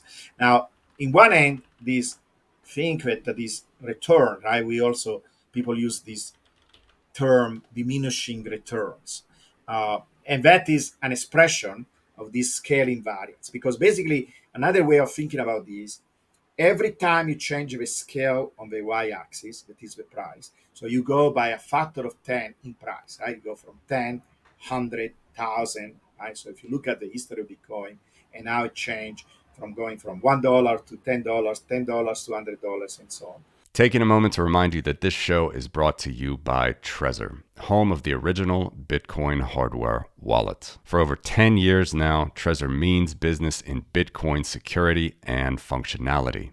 When using their wallet software Trezor Suite to connect to the Bitcoin network, you're automatically connected via Tor, protecting your identity and giving you full control of your coins in a fully open source manner, both on the software level and on the hardware level.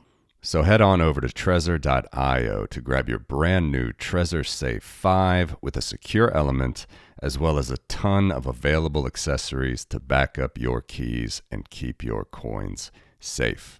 Yeah, so that is the entire idea. So if one, and maybe, because you do such a great job in telling people the relevance of the power law and how we can use it, to have a feeling of where Bitcoin is going, right? Because that is the assumption that Bitcoin will continue to be a power law. But let me explain why, as a scientist, I think that is true. Because again, as we discussed it before, if you follow the logic, right, and say there are real causes, there are real processes, that is this idea that also I studied through my network simulations and so on, that basically what drives the price of Bitcoin is adoption. And you can see, because of a power law relationship between addresses and price that follows this Metcalfe law, right? And then the growth. Remember when I was telling you that in the beginning I was assuming that the growth of the addresses was an S curve, and it turns out it's not true. Yep. It's actually a power law. It's also power law. And I actually look at the literature and I found very interesting things. Like, for example, that viral growth. Like, there are many situations when viruses they are supposed to be exponentials, but there are certain situations where if there is some kind of curbing mechanism, then we go from an exponential growth of a virus spread to actually a power law. And I know it sounds bad because viruses are usually bad, but this is Bitcoin is like a virus of the mind, right? So it's a good virus. Uh, like AIDS, for example, was a power law with the cube of time, exactly the same power law that we observe in Bitcoin. It grows. AIDS grew exactly like Bitcoin, and one of the reasons was curb. Good to know.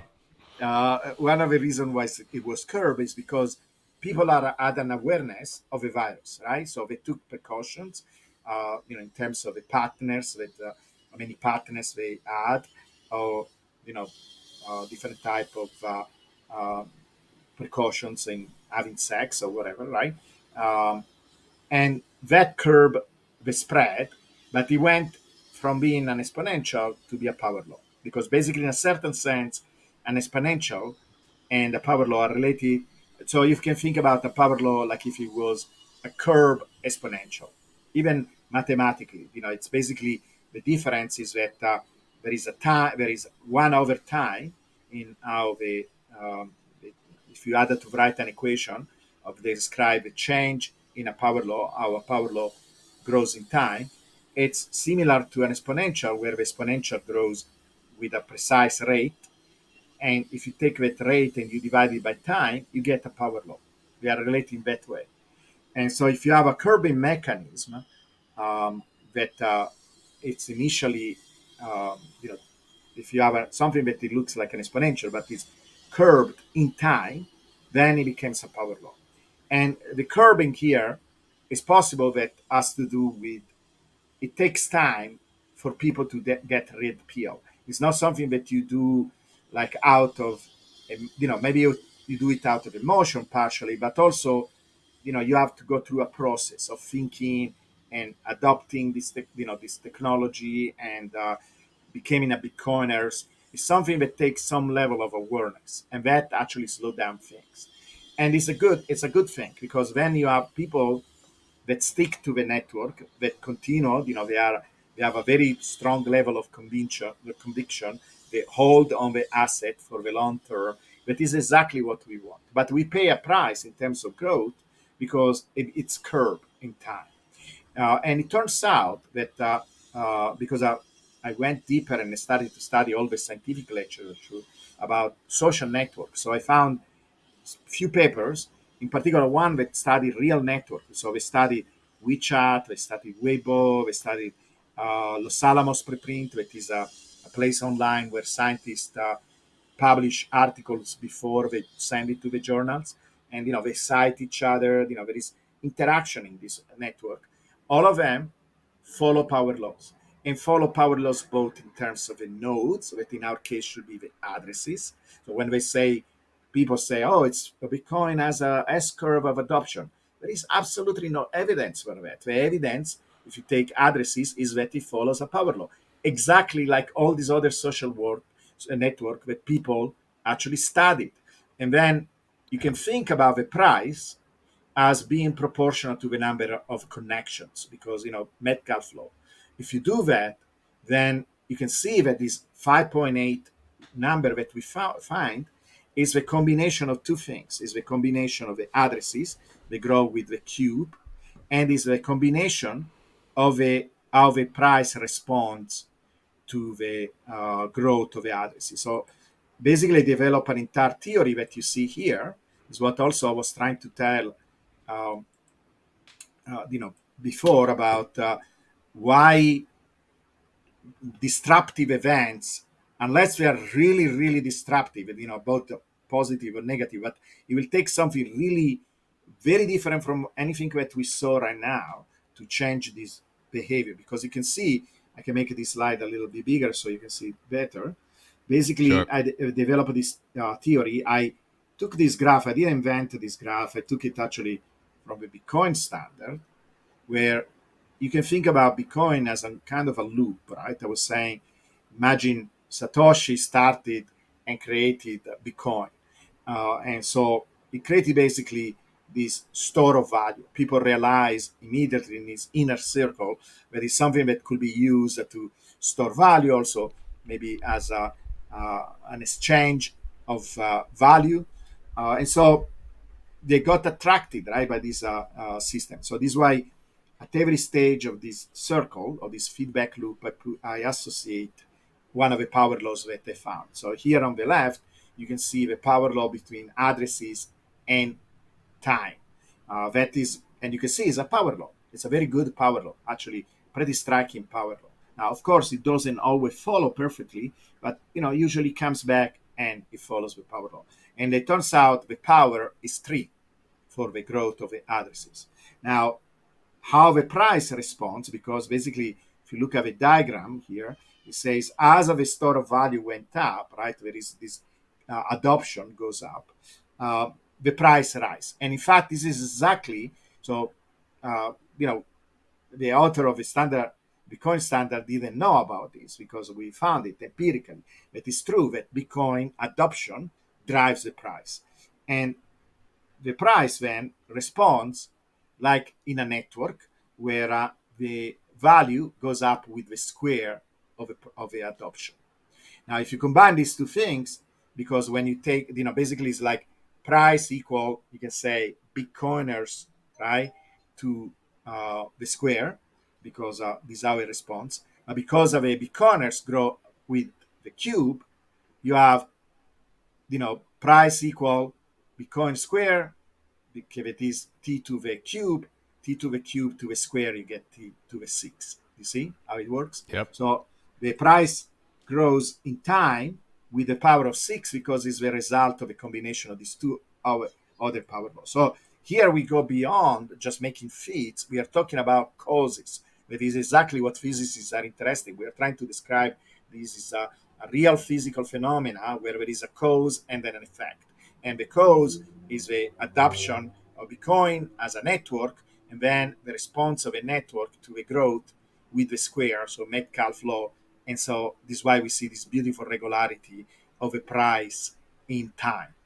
And now it turns out that, it's basically almost a mathematical, what we're doing, we are associating mathematical laws and data to basically support this diagram. It is a beautiful diagram. Because that is also what I discovered.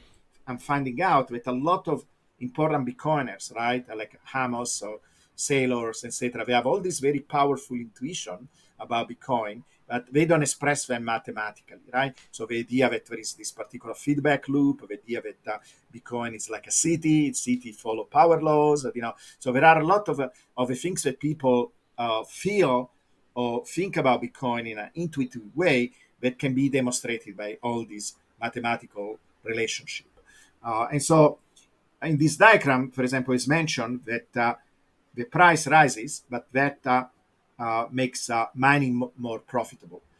And that attracts expenditure in mining, right? So there is more and more investment in terms of hash rate, right? So people that want to mine, they bring in more hash rate. And in fact, what happened, I found there is a very precise power law relationship between the hash rate and the price. So basically goes with hash rate equal price square, or the price equal the square root of the hash rate. And it kind of makes sense because what happened is there are miners that are coming in a proportional manner to the growth of the price, but then the difficulty adjustment regulates that, and so the miners gain in two ways, right? They gain by introducing more hash rate, but also if and that reduces the time of mining, but because of the difficulty adjustment, that component is taken care. But because now the price is higher, by mining like before, they are still improving their gain. And so Right. the hash rate, to keep everything in equilibrium, it needs to be proportional to the square of the price, it turns out. You can go through the argument and think why that has to be true. And so that increase in hash rate, right, over time, by the way, because of the price grows with the sixth, you can see if a hash rate goes with the price square, the hash rate goes with the power of 12. It is unbelievable. It's completely crazy. You can see this beautiful straight line, right? Again, this is the hash rate as a function of time, and it's close to the power of 12. That is very, very, very fast growth. This hash rate is going incredible. And then, there is a relationship between the addresses and the hash rate, again, a power law. And basically in the diagram, it says the network security goes up, and that brings more confidence in the investors, and they are coming in more and more of them, right? So there is more and more adoption with this feeling that the network is supported by the miners. There is more security in the system. It's more difficult to do a 51% attack, brings in more investment. Now, you say, well, I don't think people adopt Bitcoin because they feel more secure because there is more money. Well, maybe not the average investor, but I can assure you all the great, large institutions, all the banks, they are very aware of the investment in terms of infrastructures, the miners, how secure the system is. They know about these things, Sure. directly or indirectly. And then, of course, the people join in because they hear, oh, there are all these ETFs, right? They are investing in Bitcoin, or there is this bank, or there is this institution. So even if it is not directly, this adoption is not directly connected to, knowing how much hash rate is there, because the average investor doesn't know, doesn't care. Indirectly does, right? So this increasing the security, I really agree on this. It's part of a loop, and then the loop closes, and basically you have this beautiful virtuous loop, virtuous circle instead of a vicious circle, where it continues to have these feedbacks. And this actually, whenever you have these feedbacks, this is when you are expecting power law, because the power laws are all, the mathematics of power law is all about iterative processes, okay? And these are when you expect actually to see the power laws in action. In fact, I will say it would have been really weird if we didn't see power laws in Bitcoin. It's almost the other way around. Once you understand how Bitcoin works, that you almost is actually, instead of being a weird thing, is almost like an unexpected thing. What is very cool and interesting that there are 6 of them. That almost everything that Bitcoin is measured with, all these on-chain parameters are all power laws.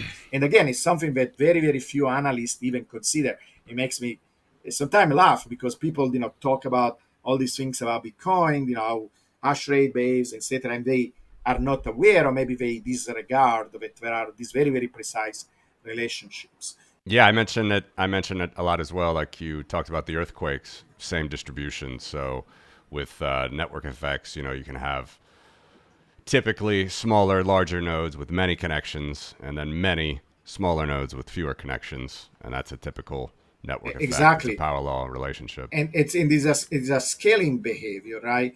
And so here you see better the power laws that I mentioned, right? These are the addresses that are growing with the cube. This is the price. By the way, this has a name in network theory, the relationship between, because basically price is like the number of links, the number of connections, or it's at least proportional to that. And the addresses are the nodes, at least a very good proxy, right? So it's some kind of measure of network activity. And some people push that back because they say, well, one person can open 5 addresses, another person can maybe just do one. First of all, we use different cats, like for example, in this case, we use all the non-zero balances addresses. Yeah. So we take out the noise.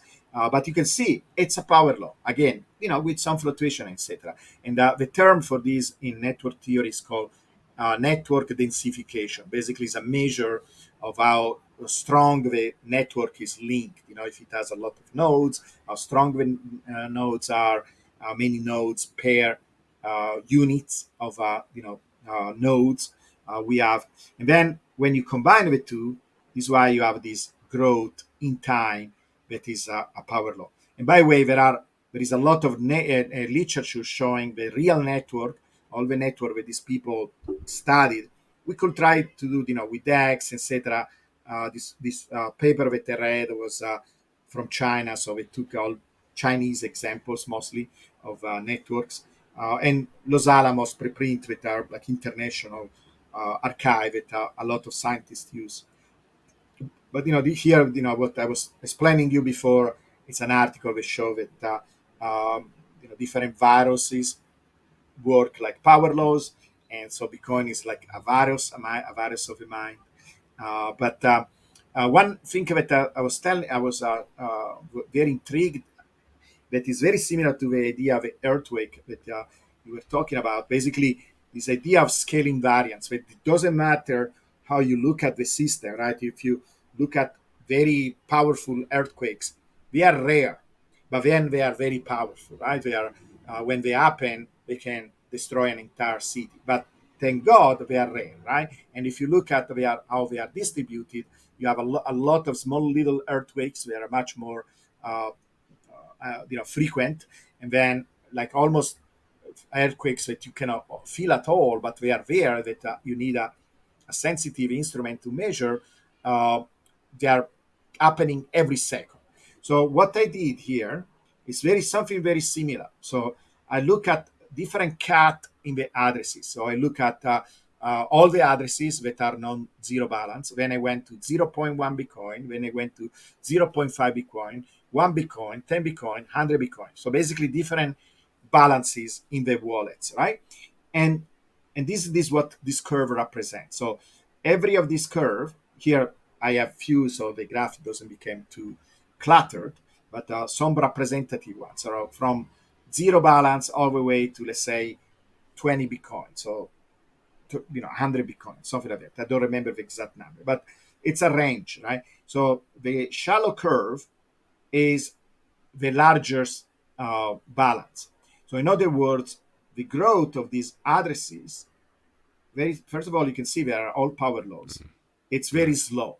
So when you have it makes sense, right? Because like the large earthquake, it happens rarely. You don't have a very large uh, whale, because this you can think about like whales joining the network.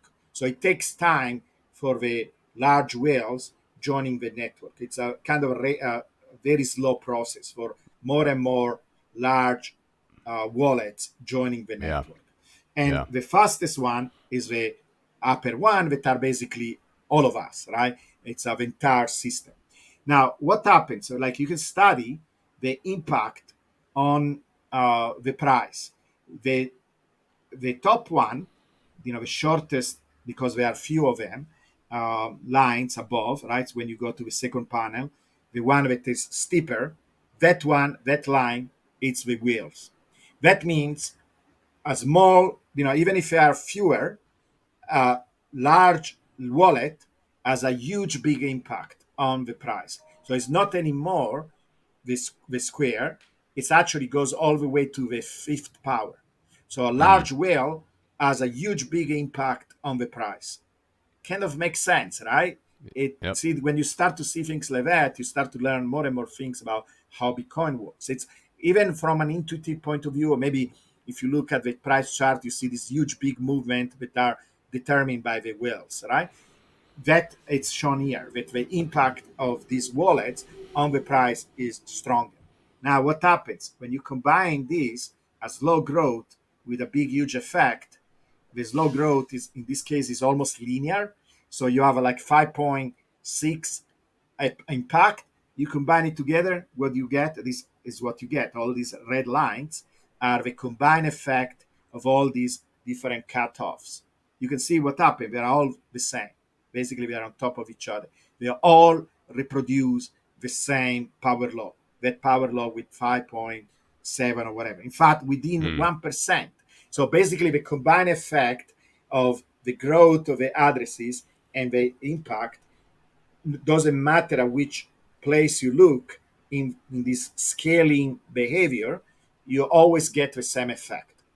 It's not that super cool and interesting, of No, all within these. 1% of that power, yeah, Yes, 5.83, something yes, like that. yeah, yes. Wow, It's incredible, right? So it doesn't that's matter how you impressive. look. And if you look at the wallet of a whales, the wallet of the dolphins, the wallet of a shrimp, they all do the same thing. The power law, basically, it's a combined effect of all the different actors, all the different agents in this system.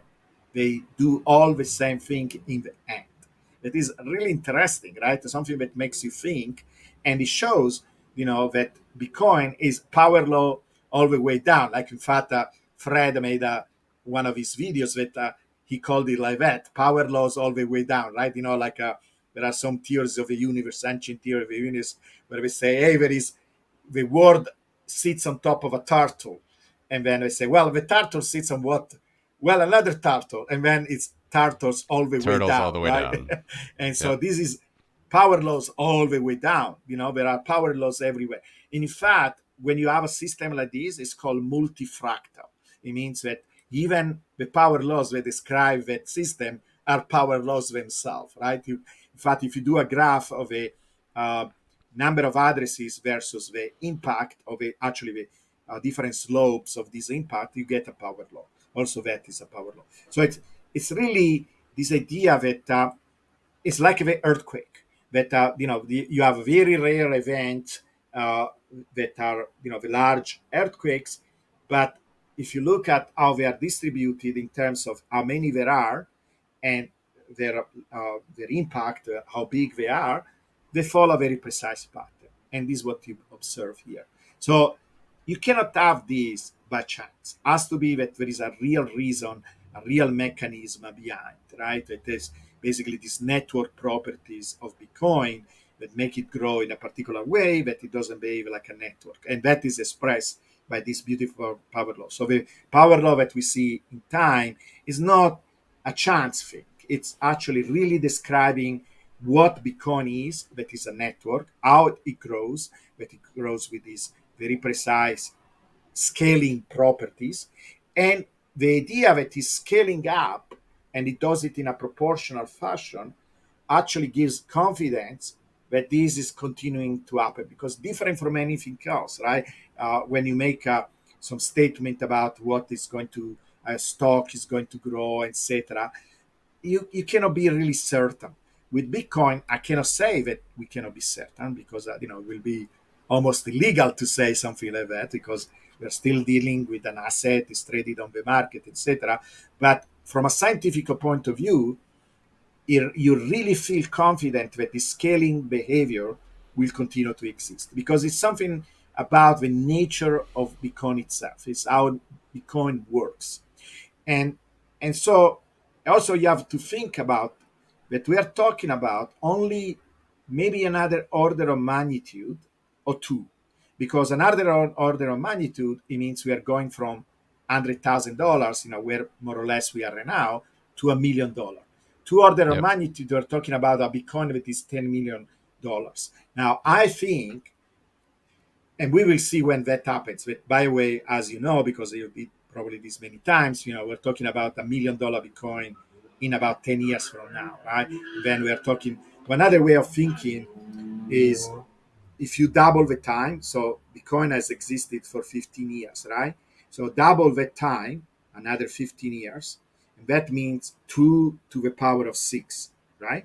Because Yep. you're doubling the time, you have a power that is close to 6. 2 to the 6 is 64. So we're talking about, in 15 years, Bitcoin being 64 times bigger. So right now we have, close to 65,000. So we are talking about $4 million Bitcoin in 15 years from now, right? Yep. Roughly. Uh, by the time it's 4 million, I think Bitcoin will probably be ready for one of these very rare but very large event that will be hyper Bitcoinization. I think we are going to be very close, because at that point we are talking about a market cap that is bigger than gold. Because by the time we reach 1 billion, we are already bigger than gold. It will be much Yep. bigger than gold. We'll start to approach probably the real estate of the world. Maybe if not by 4, maybe by 10 million. And at that point, something really huge is going to happen. And probably one of the biggest things that can happen is that some large nation, not El Salvador, uh, but something like United States or Russia or China, will decide. And then all the other nations will follow very quickly, because they don't want to left behind. It's going to be almost like a strategic issue that a large nation adopts Bitcoin, and maybe they peg the dollar or the yen to the Bitcoin.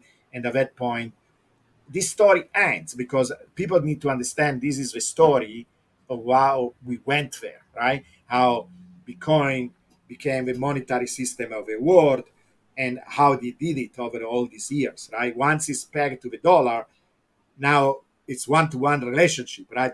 You're not going to see anymore a diagram that describe how Bitcoin grows relatively to the dollar if it is pegged to it, right? So we are going to end the story. It's going to be a new chapter, and I have no idea how that economy is going to work. I don't know if you have an idea of an hyper Bitcoinization type of world. I don't know if you ever thought about that. It's definitely going to be that 10 to 15 year time period at least, I Yeah. believe. And yeah, it's interesting because I do think that the $100 trillion figure, ironically, could be something where it could be close. Because if you project out, I did this on Peter's show recently, maybe you saw, but it's No, I possible would that the like to see monetary, it. yeah, it's possible the monetary base itself, which is all the currencies that central banks print basically around the world. It's like 27 trillion right now, to be under that even this quarter when I do my update. But if you project that out another 10 years, it's probably going to be something like 80 trillion, and that's on an exponential curve. But as we know, the power curve is much, much more powerful, much faster at the moment for Bitcoin. So in 10 years, it will be at 100% of that. If you looked at the market cap or the price to, not the price, excuse me, the market cap to the monetary base, and you do a power law of that, it is a power law as well. Oh, fantastic! I would like to reproduce that. It's beautiful. Yeah. Yeah. So that's something like 10 years. But there's still some variance, because if you do the power law just on the market cap after 10 years, it's only like 30 trillion, or at least that's what I'm getting, 35 trillion, something like that. Right. But if you do it on the percentage, you get to 100% in that time zone in 9-10 years. So, and then it's a question, well, you look independently at the monetary base, it could indeed actually turn out to be somewhere like this famous, 100 trillion. Yeah. Which we bristle at sometimes because of the way that it has been. And we can discuss that in a moment if you like. But so I think we should. The beautiful thing about all this, that if you start to think about the scaling argument, right, then it all makes sense. And then, it's, in a sense, you can think it's Bitcoin had this very powerful task, right, to go from nothing, literally nothing, because the equation also tell us, right, what the value is at any particular time. I don't know if you ever did that exercise with your audience to say, okay, the equation, right, that equation for Bitcoin tell us what Bitcoin was at one day. One day was 10 to the minus 17. It was basically nothing, right? And then after 10 days, after 100 days, or you can reverse the question and say, how long did it take for Bitcoin to become $1? Have you ever done that exercise with the equation itself? It's a really interesting exercise. And so it turns out the equation say something on the order of 820 days. So it took 820 days for Bitcoin to become $1. And if you go and check the real value for when Bitcoin became $1, it's around 795 days. So we are off by a month through that equation. Then you can do the same with $100, $1,000. We are always off by few months at most. So that equation really, it's amazing, right? It's another way of showing to people that it really represents in a very precise way. Of course, right, there are the oscillations. Sometimes we are below, so the price is undervalued, or the time is overvalued. But it's also a way of understanding this thing that there are times where we are a little bit above a general trend, and we are below. Have you also seen, because I don't know if you ever use this approach in your explanation, the support line, right? You talk about I need to follow you. I need to look at all your episodes because let me actually ask you one more question though about the early days, because this is something I talk about a lot as well. Yes. I assume you have run the regression just looking at earlier times. Yeah. And the data the constants will change, the coefficients will change, right? So from what I calculate is somewhere around 2016 is where they start to be where they are today. Yes. So that was seven years after the fact. If you only looked at 2010 or 2011's trend lines, the power would be much higher, and you would get something like $1 billion Bitcoin today. If you used only 2010, 2011's data. So I make that point a lot as well. There is a little confusion about that, and the confusion is this: that so we need to distinguish from the power law itself, right? The process being there, and the calculation of a slope. Now, the calculation of a slope, if you take the early data, right, and this is a graph that tries to discuss this idea, it was really dominated by the presence of the bubbles, right? So, for example, this huge big bubble there tell us, it's like makes the calculation of slope tilted. So if you want, one thing that you can do, like you're explaining, you can add more and more data, right, and then calculate the slope, right, and give a value according to how much data you're adding, right, more and more and more. Well, the first thing that you notice that at a certain point, I don't remember when that happens. I did that graph several times, but around 2018, in fact, when more or less we discovered the power law in time, almost nobody else could have discovered it before, because if you did it, you not have seen a nice regularity, and mostly because, and then since that moment on, the value oscillates a little bit, the value of a slope, right? So how stable the coefficients are oscillates a little bit, but it oscillates around a precise number, right? So Yeah. it's you can take an average of that if you want, and then say, hey, that is the slope, right? The average of these values. But really, that doesn't mean that the power law is unstable. It really means that your calculation of the value will be influenced by where you do it, right? If you are close to a bubble, it will be a little bit more tilted. If you are close to a bottom, it will be tilted in the other way. When you were close to the original data, because we didn't have a lot of data, the presence of a first bubble kind of interferes with the calculation. Also, Yeah. in many of a database, they actually give, like, you see how strange and irregular the price here it is. It's mostly calculated, it's not really exchange data, it's mostly calculated from energy consumption, and it's energy consumption in the United States versus, it's a very artificial calculation. It's not based Yeah. on 24/7 real market. So this is why, in a sense, you can throw away that data because it's a really unreliable. But one thing I did, I went backwards and I looked at some of the earlier transactions. There are not many, but for example, we do know when the first transaction happened. In fact, it was like one of the very inner circle people related to Satoshi, one of his early helpers. We have a bunch of emails. I don't remember his name. I don't remember if you remember, but It was the f- the Finn, you mean? Not the actual, not not not Hal Finney, not not Hal Finney Alfini, making. but the other You mean? guy. I think it was the Finn. No, it was the other guy. That guy that helped him with the Bitcoin Talk forum, and recently we got a bunch of emails from Thamos. him. Thamos. Yes. Yeah. So he did, because they were talking about, Satoshi and him were talking about, we want to make a real case scenario, real case study of how Bitcoin can be exchanged with dollars, for example, right? That actually is Right. not fake internet money. It can be considered like a real money, right? So we need to get out in and out of the system. And so he opened this place where people could trade Bitcoin. And this is where we actually had the first recorded USD to Bitcoin transaction. It was about 5,000 Bitcoin for $1, something ridiculous like that. And that one is this little star here. Look Mm, where the star falls. nice.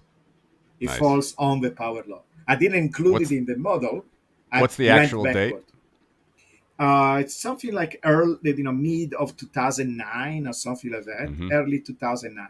The problem, when you take the origin as your start, even Yep. if it is Genesis just block. only 1 year, it's all the way over there, right? It's all the Yeah. way over there. So Yeah. it will have been nice to have all these, if Bitcoin was really traded early on, etc. Even with crazy transaction values, but we don't have it data, right? And it's okay because also it's possible that the network needed time to settle down on a very precise behavior, etc. But it's kind of cool to see that some of the early transactions actually come very close to the power law. Now, do you know what is the star that is an outlier? This is the Tell me. pizza day. That is the pizza day. Ah, So the pizza day was also even a bad deal at that it time. was a bad deal. Yeah, you it could was a have bad deal.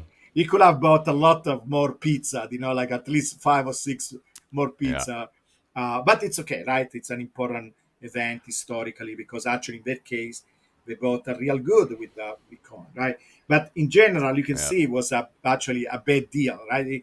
In fact, it does look a bad deal even if you look at similar transaction of that time. I don't know why. Maybe to make it simple, they settled down on a certain number. People were not treating this seriously, but even there, you can see that actually it does follow power law even early on.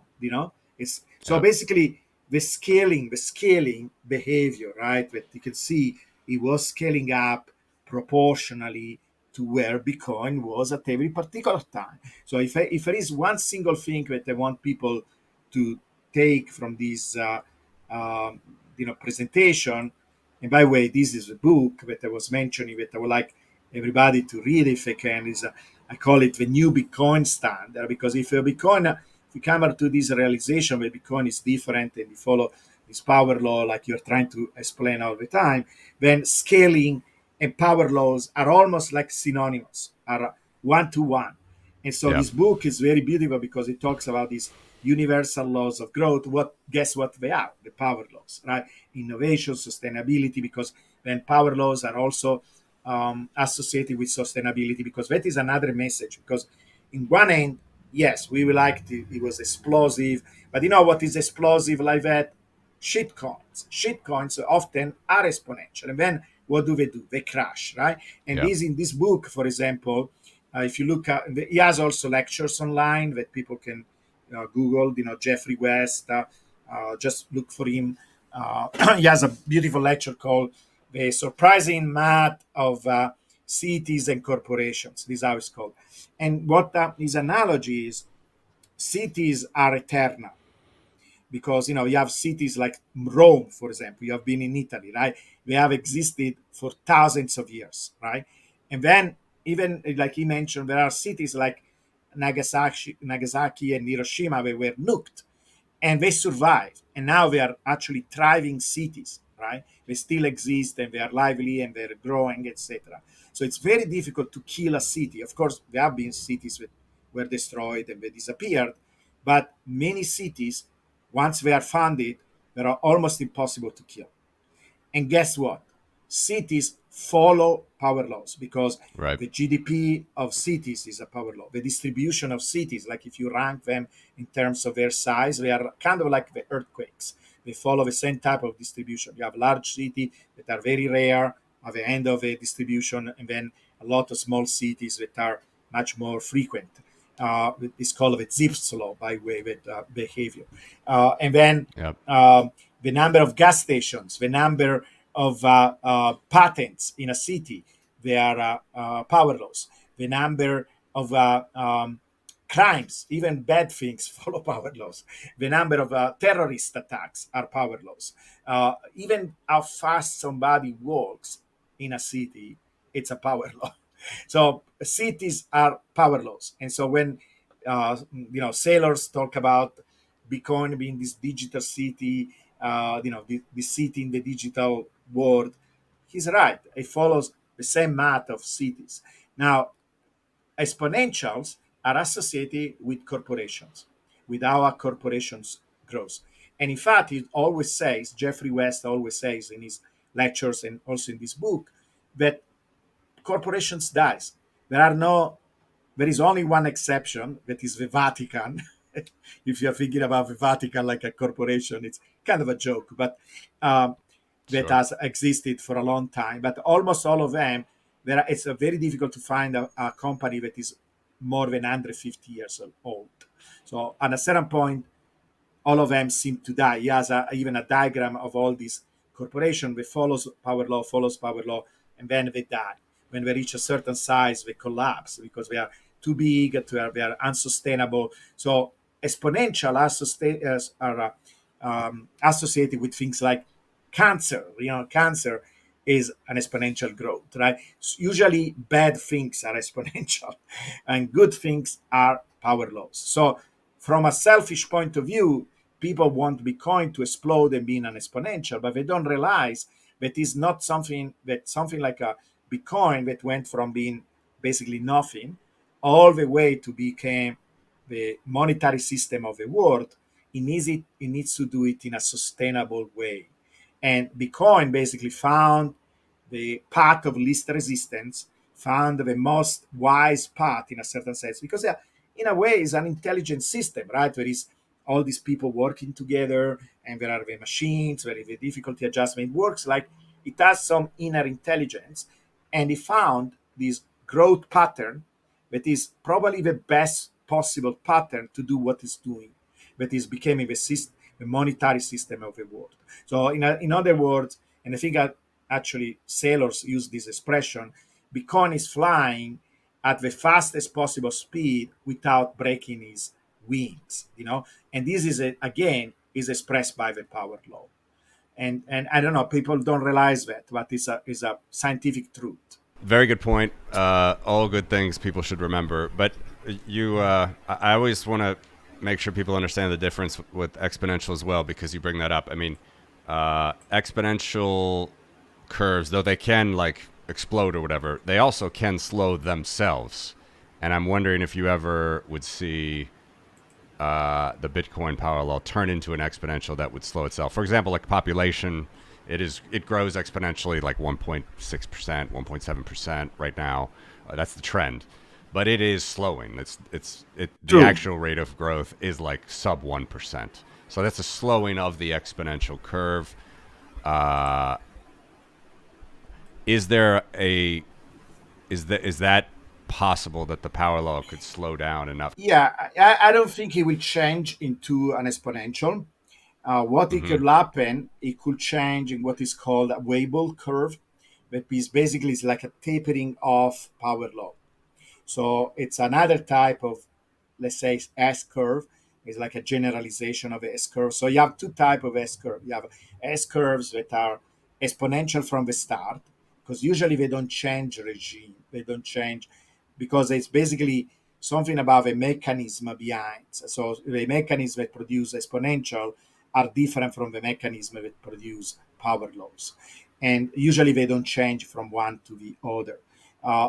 There are certain situations where you start with an exponential and then you go to a power law, like in the case of a virus, for example, where if there is a curbing mechanism, that happens. I never heard, or at least I'm not aware of a power law becoming an exponential.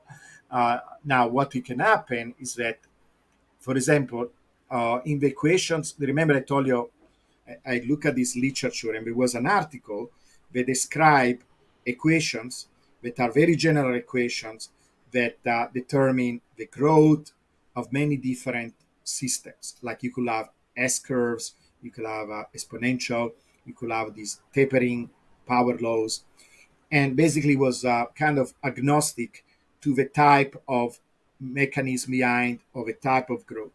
And then I ran this simulation with these equations, basically in an iterative process. Like say, okay, we started with one person, Satoshi. We had only one node, one connection, and then make this system grow according to this very general equation. And the goal was to match the simulation with the actual data, right? And this is part of this simulation. You can see on the left, I have the simulation going, and on the right, I have actually the real data. And look how close they are, right? So, and these are all simulations. So this is step-by-step creation of this model where I'm trying to match the real data, but not where I'm saying, hey, make it a power law. The system doesn't know anything about the power law. It just knows that it needs to reproduce the rate of growth. It needs to reproduce what is seen in the real data. And it needs to find a match. So, for example, if we had an exponential growth, or if you had an S curve, it will settle on that type of behavior.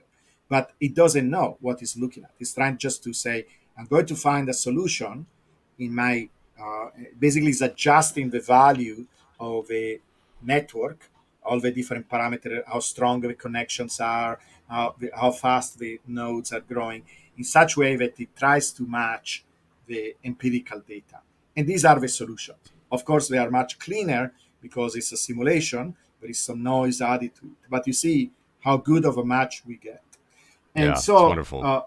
now part of a simulation, it's actually a parameter that is the saturation effect. How many final people we are going to get, if I have the first, like I say here, I called it the number of Bitcoiners, but it's really the addresses. But I'm saying it's kind of a proxy for the Bitcoiners. So you have in this simulation, one of the parameters that is calculated is where that saturation point is. And when it calculates, it say that saturation point, I don't know exactly what it is, but it's so big that we are right now in a regime where I can basically ignore it. It's so huge that it doesn't come into the calculation. It's a so far away parameter. Uh, and so basically right now, what the simulation are telling us is that we are so far away from the regime of saturation that, yes, it could taper off, but it's not what we're observing right now. Now, one of the Right. things I want to do eventually, I want to create like a site where all these parameters, these network parameters, are posted every day. And so we can actually monitor what the network is doing. Are we coming closer to an exponential? Are we coming, because it will be able to tell us all the parameters are going to have certain values. There is like a parameter theta, for example, that determine if we are under an exponential growth, if we are under power law growth, and also what is that saturation parameter. So I Right. want to kind of do a kind of a service where every day you can go to this website and we'll give you an update about the network property of Bitcoin. And so we will know the regime. But right now, what the simulation says, listen, it really looks like we are in a power law type of regime, that the addresses are growing like a power law, but the densification of a network, that is basically the relationship between connections and the nodes, that in this case is for us is price and addresses, and how the nodes actually how the connections grow in time. It is this power law that we are familiar with. Even finds the bumps, right? So it's a power law growth overall. But if you tell, okay, the strength of a connection is not a constant, because that is one of the possible things that can happen. If you have a constant, then you just get a straight line. But you say, let's allow it for that strength of the connections in the network to be actually a function of time. If you allow that freedom, it finds the bubble. It actually tells us that the connection in the strength, if the strength of a connection is a function of time and is a periodic function, then the bubble themselves are actually a property of a system. Yeah, that's how you created your full model, right, I presume, Correct. right? Correct. And what is the precise cadence of those bubbles, or what did Every you four sort of? years, every 4 years, like Yeah, the but halving. is it exactly 4, or is it a little bit different? Close to it, close to it. Yeah. And then one can say, well, then is that S to F right? So does it mean that Yes. is Let's the get into this. is the halving producing the bubble, and the mechanism is the reduction in issuance? Okay, no, why not? For different reasons. Okay, let me go in this rant. Okay, Please so go for it. all right, the first thing is this. So what happened? Plan B, look at my article on the relationship between power law in time, right? The price, the log of the price, and log in time. I know because he told me. So that was his inspiration. And the other thing is such a common thing. This is why I'm so surprised, Matthew, that you thought about the power law, because it's not a common knowledge that there are these things called power laws, and many financial people are completely unaware of them, and they will never use them in terms of taking the log of time, because it's something that they never did. I talked with some economist people. They were even saying you cannot even do it. What log of time means? They were telling me that, right? It doesn't mean Yeah. anything, right? One of them even thought about taking the log of dates. Like, Yeah. Also, they don't. Yeah, that will never work. But that you can't use dates. But also, just to reiterate from my side, is I like to do the work, and there's a lot of people in finance, whatever, that just let the system spit it out. So that's what I was telling you. I probably would have even had it done. I don't remember. Adam Gibson was helping me with the formulas of actually, because I wanted to actually manually each day calculate the coefficients, and I was doing them for exponential and I was doing them for logarithmic. For some reason, I couldn't get the power to work. I was on Excel, I got it to work, but not on Google Sheets. But so it was like even months. I mean, who knows? Could have even been before your post when if I had actually got the coefficients working. yeah. But I didn't. I also, just to be clear, I didn't post it log. I only posted log. A log on the Y. You calculated, but you didn't. Yeah, because that is Yeah. such an unusual thing, right? Because it's something that physicists do, you know. So Yeah. this how I know that this was the origin story behind. And I don't do this. to discredit plan B, because actually when it came out with S2F, I was excited because I thought, whoa, now another power law, right? I found the one between price and addresses. I found the one between price and transactions, between price and time. Now we have another one that makes sense because, okay, I kind of bought a little bit this argument about the reduction. But first of all, it makes no sense from a physical point of view because I am a physicist and I want to understand causes. I want to, like, what you did with doing things yourself. That is how physicists do. We do everything because we are something in between a mathematician and engineer. We want to have connection with reality. This is what I call physicists the marines of science. We go dirty, we fight. We are like the front line. And this is the way to do it. This is why you got it, because you were almost like a physicist. You were thinking like a physicist. So congratulations. You are one of us. But anyway, so if I found this graph, right, it is basically the idea that I have a graph that shows volume.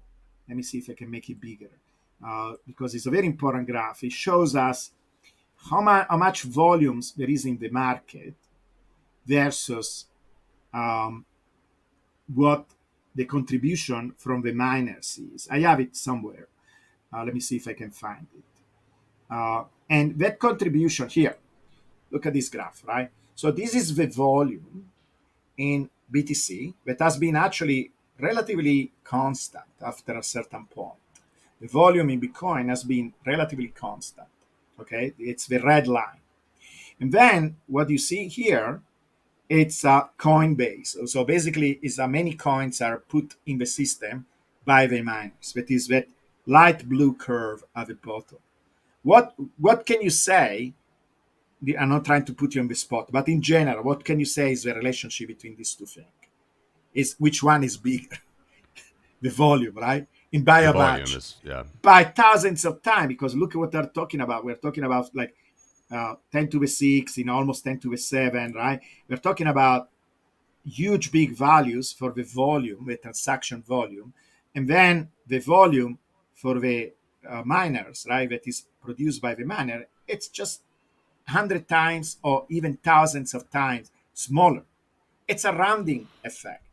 It Right. cannot affect the price, right? Just from this graph, you know already that a change in issuance cannot affect. So the fact that there is a little drop here in the production of something that is already small, it's like saying I have an Amazon River and there is this little brook that is coming and joining the Amazon River, and now that little brook went down by a factor of 2. Who cares? It doesn't really change the Amazon River in the first place. The fact that it went down in issuance, actually, it should make it even less relevant with time, right? It should be S2F should actually work less and less every time we have a cycle, right? Because it Well, becomes this is what I want. even Anyway, keep going on your points. even Yeah. less relevant. Does it make sense? Does it make sense? It does what you're saying, yes. Yes. The other thing that people don't realize is why S2F looks flat. Do you understand why it looks flat? I do, yes. Maybe we should explain, though, for the listeners. I'm going to explain it. Because there is no relationship anywhere else between issuance and price. If you plot, the fact that it's flat here, it means that if I plot price and issuance by itself, only in this region, it's not correlated. It's not correlated at all. It's flat for a reason. In fact, this little curving is because we are not showing issuance per se. We are showing S2F. That is basically uh, supply, how supply grows. That is an equation, by the way. And so it's programmatic. It doesn't make a lot of sense. It's just, it's a function of time. This is what it is. Supply is nothing else than a function of time, a mathematical function of time. And then you divide it by the change in supply, right? Because this is what S2F, the definition of S2F is issuance, right? So how many Bitcoin we have at a given time, divided by the production of Bitcoin, how many Bitcoins we are producing per unit time. By the way, if you do this ratio, do you know what you get? Time. It's like it's like if I came up with a quantity that is, I'm telling you, Matthew, tomorrow I want to go to Los Angeles. And, I'm thinking about the distance over the velocity between San Diego and Los Angeles. And you tell me, Giovanni, what the heck are you talking about? What is the distance over the velocity? And I tell you, Right. it's the time to reach Los Angeles. This is what it Right. is. It's the time to go to Los Angeles, 2 hours, okay? Right. The distance to velocity. Distance to velocity, it's the same idea of stock to flow, because you have a quantity and then you are dividing by the change of that quantity. It is kind of like the velocity. The flow is nothing else than the change in the stock. So stock to flow is like distance over velocity. In other words, time. So basically it's the time. So people use it for things like gold or silver, and it kind of makes sense because it gives you a feeling how long it will take to resupply the stock of a metal, for example, right? That kind of makes sense. It's already kind of a silly quantity per se from the start, but we It's probably totally silly. with It's totally silly. because at Yeah. that point say how long does it take to restock gold? That don't come up with some fancy name for it. Just say that. And plus, Yeah. it also depends on how much production there is. The production can be a function of time too. It doesn't have to be a constant. It's an approximation. But once you calculate it programmatically like this, it makes completely no sense. But by the way, what happens? So if you look at issuance itself, because We'll they did it. save that point for later. I'll come back. That's one of my objections as well. But yeah. So when you do issuance per se, I don't know if I have a graph of that. If you look at issuance, probably I do. If you look at issuance per se, because it's the only thing that really matters, because that is his entire point. There is a drop in issuance, and that drop in issuance is producing this change in price. If you look at issuance per se, if I found that graph, it's completely flat in between the jumps, right? In between when issuance is reduced by a factor of 2. So there is no correlation, and this is why we see these flat areas here. This is why there are these, I call them terraces or something like that. Now, then all of a sudden you see a jump, right? And that jump gives you the illusion that there is some kind of correlation. But you know what is the red curve here? The red curve is my simulation of a fake issuance. So basically, I made just a bunch of fake numbers, and it can be any size. It can be anything you want. Just take some bunch of random number, and then make it jump every 4 years. And by the way, I tried random jumps. You can do random jumps. You can do, in fact, you see these jumps don't even happen exactly at when the halving are happening. I can randomize when they happen. I can make them longer, shorter. I can make them happen every year. I can make them happen every 6 months. And you will still see something that looks like this. In this case, I try to make it as close as possible to S to F. And so I produce some random noise. I make it jump more or less during the halving, but not exactly. And then you see the red curve, how the red curve matches the blue. The blue is the real S to F with real issuance, real supply growth. Everything is real in the blue line. The red line is fake issuance.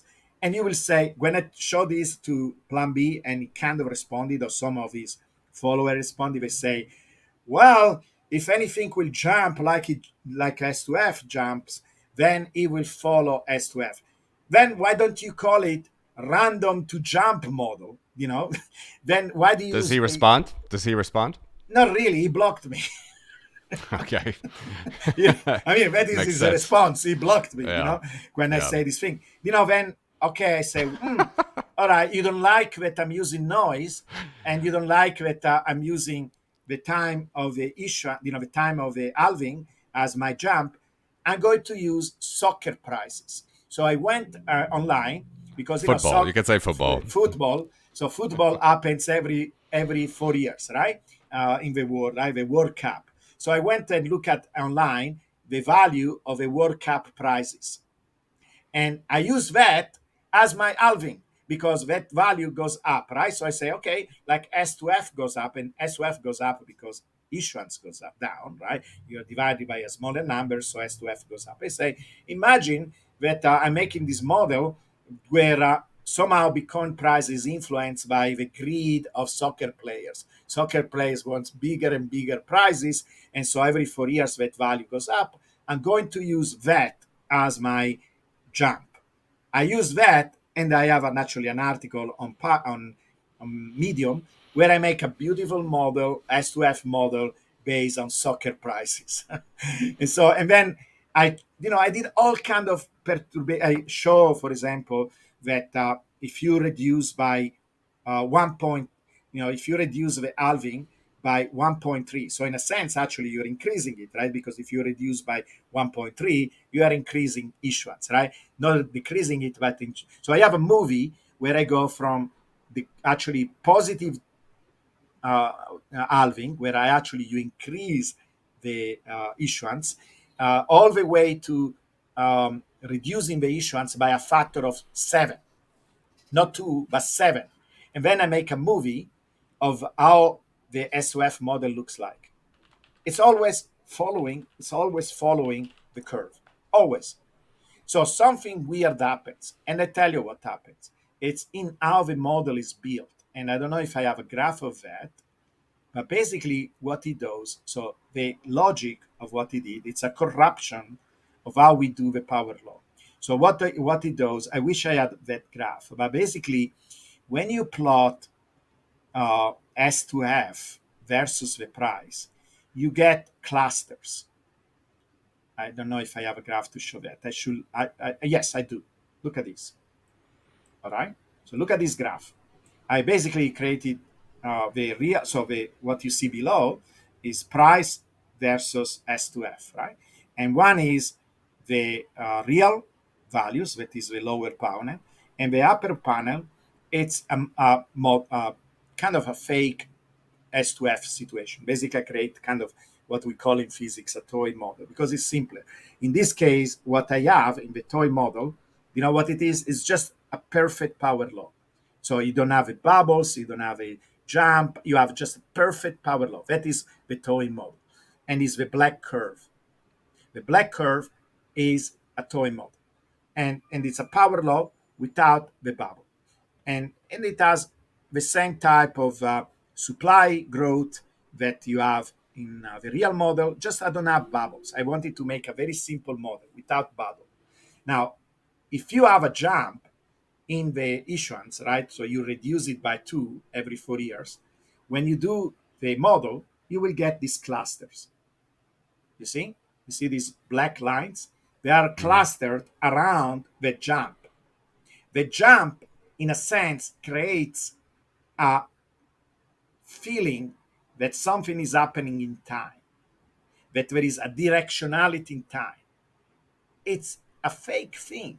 It's basically saying there are two things that are correlated. Like my age is correlated with the price of Bitcoin, or your age is correlated with the price of Bitcoin. It doesn't mean there is a causation. So it's a perfect example of that warning that says correlation doesn't imply causation. Sometimes it does, right? If there is a real cause and effect, then yes, correlation, the two things will be correlated and they will be linked casually. But in this case, no. It's a perfect example because there are no bubbles here.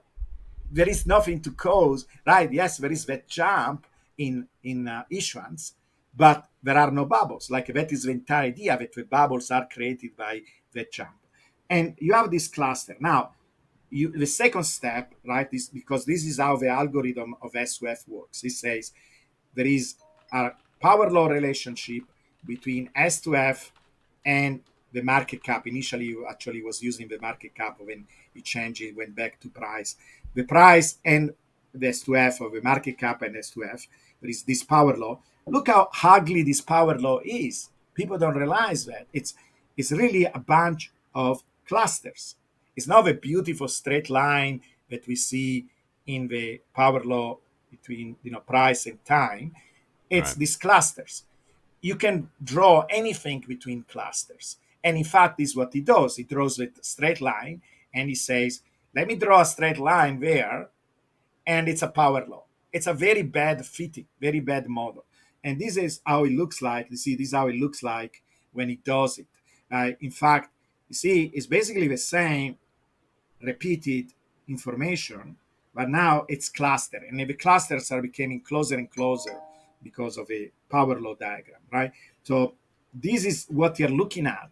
Would you trust something like this? Does it look a good fit to you? Like this Right. disperse? It's so terrible. But it works. Yeah. Why it works with everything? Because anything you feed it, even very bad feed, it will always try to find some straight line between all these clusters. And in particular with S2F, because do you remember how we say that S2F is nothing else than time? Because what this S2F is. So the first year, S2F was 1, because basically S2F is saying how long did it take with the about 2 million Bitcoin per year production, how long did it take to make 2 million Bitcoin? 1 year. After 2 years, how many years did it take to make 4 million Bitcoin, roughly, right? With the production of 2 million Bitcoin per year. 2 years. So S2F is 1 year after 1 year, 2 years after 2 years, 3 years after 4 years, 4 years after 4 years. Now, at the fourth years, there is this jump. So it goes from 4 to 8. And this is why you see this jump. You see how artificial and silly it is? And then after 8, then it goes to 9, then it goes to 10, then it goes to 11. And at 11, it has another jump and it goes to 16, right? Because it gains 4 years out of nothing because of that artificial jump. And so this is what you get. It's something really silly and artificial. This is why it works with anything. And it will always work with anything. So it produces nonsense. So S2F is completely nonsense. See, it's not like we see, for example, when we do our beautiful power law, we don't do anything. We just say, take the log of time, take the log of price, and you don't do anything. It's not really a model. It's not a model. Here you're constructing this artificial quantity that changes in a weird way, and it's actually, in a sense, a distorted time. And this is why you see the power law, because it's a distort. It's not, there is no real information, no new information here, because it's nothing else. S2F is nothing else than time. It's a distorted form of time. And this is why, if there is a real power law, then of course S2F will show some kind of power law trend, a very bad trend, because you can see it's this clustering where you can draw anything you want, but it's due to the fact that you're dealing with something that is time in the first place. See? Yeah.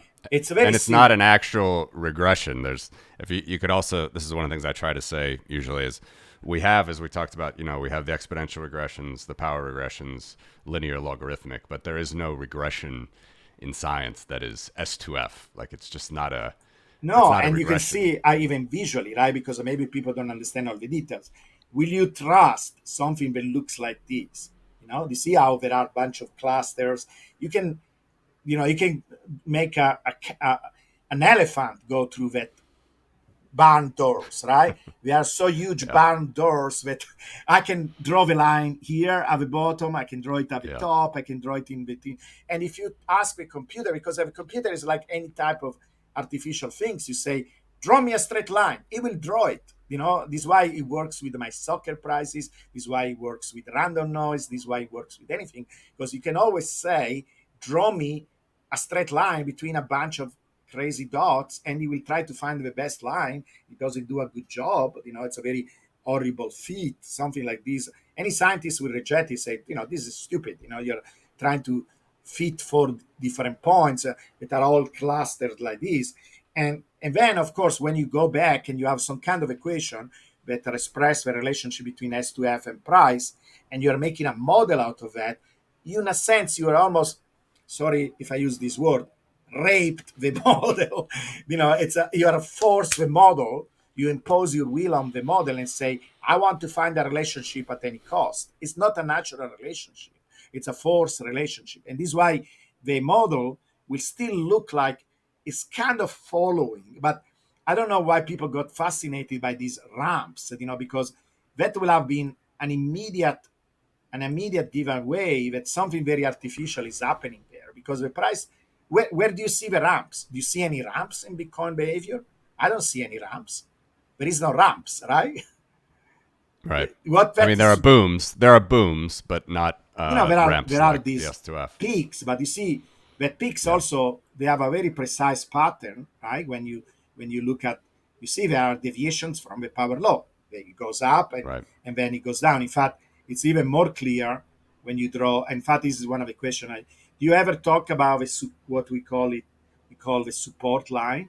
Do you ever talk about that? Like if you go about 60% deviation from the trend, you see this beautiful support line. Do you ever discuss this in your Yeah, presentations? I only discuss support as a function of the deviations down, but I understand with you and is it another gentleman in your group does really great charts. APSK, AS, what's his name? APSK, yes, he talks about it. APSK. Yeah. But are you going from a certain deviation down You can as do a it in two support? ways. Let's say simplest way is say I take 60% deviation from the trend, and this way, and it's a more natural way of thinking for most people. But in this particular case, what they did here is use a mathematical method that is called ransack, and it's basically is a mathematical method that says I observe a trend, and this trend is the power law, and it finds it by itself. And then I want to select all the points that are relatively close to the trend, and I'm going to throw away everything else that is an outlier, because maybe it's another signal that is added to the main signal. Maybe they don't belong there. They're an exception to the rule or whatever. And you can see I color coded them. So and it's not surprising that the outliers are the bubbles. So basically saying the bubbles don't seem to follow the trend. So I'm keeping the blue dots that represent the inliers instead of the outliers. So you can divide them like that. And you can see now you have all these differently from S to F. Now we have something that is physically meaningful, because now you have all these dots that are very close to each other and they form a sequence. Like I have graphs where I don't even show the black dot, and it's almost strikes you because now you see this beautiful, and even if you don't draw with red line, you can see they are all perfectly aligned. You tell me how Bitcoin knows to leave the trend, that this red line trend, go to that top and come back 2 years later, because it usually takes 2 years, right? 1 year to go up, 1 year to go down. 2 years Right. later, and I know it looks like these bumps are becoming smaller, but it's an artifact of a log chart. They look smaller, Yep. but they basically all last 2 years. These bubbles usually last 2 years. It goes up for 1 year, then it goes down for another year. And so for 2 years, the price did all this crazy thing, and it comes back to the trend. I mean, all the power law deniers need to deal with this. How is possible that Bitcoin knows how to do that? It has to be something very deep. Now, what we think it is, because once you find these patterns, you go deeper and you try to understand it, you're trying to explore it. We think has to do with the cost of producing Bitcoin. Like if you go below that red line, now the miners start to lose money instead of making money. And so basically they stop uh, selling Bitcoins. They will go to a loss if they do like that. So basically, they create almost like a kind of a hard line where we cannot go below that price. The system doesn't allow it; will not work. And so it kind of Yeah. protects itself. It is amazing. Again, there is no such a asset in the world that has to respond to like the cost of production of that asset, right? Even gold, Indeed. it's really, really special. In fact, you see this little peak here at about, these are days from the Genesis block. So about 4,250 That's March. days That's March 2020. That's COVID. ex-COVID. And see, even something dramatic like COVID, that was kind of almost like a black swan event, Yeah. the price arrived to that bottom and bounced back, like almost Yeah. like if it was some kind of barrier that you couldn't cross, even COVID. Yep.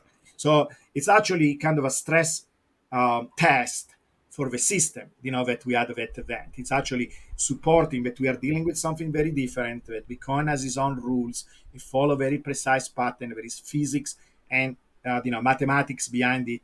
And it's unique. It's very unique. And so I don't understand people that reject it. They hated, because if you are, some kind of an investor, and I don't know if you are interested in trading, if you do some trading, but if you do trading, and you want to time these bubbles, because everything also happens at very precise times, because one of the criticism of a power law say, well, the prediction of a power law are so wide, right? It can go from one. It's not true, because everything happens at very precise time. We are not telling you that the price can be randomly anywhere. We are telling you it follows precise patterns. It follows the power law support for 2 years, then it leaves it and it goes to a precise place. Now it seems that even that is actually predictable, because we follow this decay rate that we will have to get more data, but it seems Right. even that we can predict. Like, for example, I predicted based on the previous size of a bubble what the next one will be. It seems to be, it's supposed to be 210,000, and the Right. timing is going to be at the end of 2025. So at the end of 2025 is when the next bubble is going to happen, and then we can even predict the size. Now, tell me where you find another system where you can do all these things ahead, and it's almost like an trader paradise, because you can time your high, you can time your lows, and you can actually try to, my suggestion to people is to try to play a little bit. We call it riding the waves, right? So don't sell everything. Maybe sell 10% when we reach these tops, right? So you can use the power law to determine how close we are to a peak, and then sell a little bit, rebuy at the bottom, maybe do DCA that is weighted. We have this way of saying, listen, as we come closer and closer to the bubble, stop buying, put that money aside, right? And then when we go back to the bottom, that it seems to be a very strong part of the model, then buy again, right? Use all that money that you saved during this downwards trend, and then buy at once we are there, or maybe DCA again in when we are closer to the bottom. So you can use, so it's not just some theoretical knowledge. Now, But still never financial advice, right, Giovanni? never Say that. financial advice. We don't give financial advice. It's all knowledge. We are sharing our knowledge and love for Bitcoin. Then you do whatever you want and feel, right? With a lot of awareness, with a lot of focus, But I'm trying to say that, at least personally, I want to use this information for my own uh, investments, because I think it can be a way of leveraging and multiplying your Bitcoin if you do it properly. But again, no financial advice. Just use the knowledge if it is useful to you. Yeah.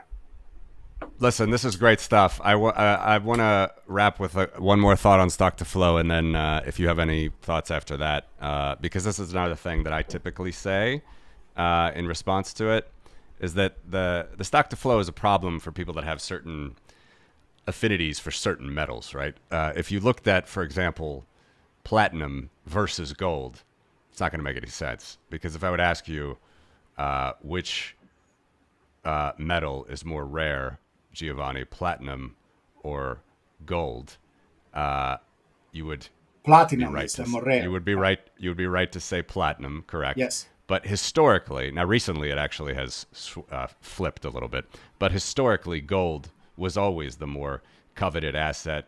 Absolutely. Better price, better for money. It's just better. The softness of the metal versus platinum, the hardness, I should say, was better. It was just, there was many things that were better for it. So platinum versus gold, the stock to flow didn't make any sense. You would have just assume that platinum would be the one to take, but it wasn't. Absolutely. And then with silver, this is another hard one for them. If you actually look, so the percentages, or I always prefer percentages, as I'm sure you do with like growth and compound rates and things. Yep. Stock to flow is this economist's way of talking about it. Yes. But the gold percentage typically is about 1.7, 1.8%. That's 55, 60 stock to flow.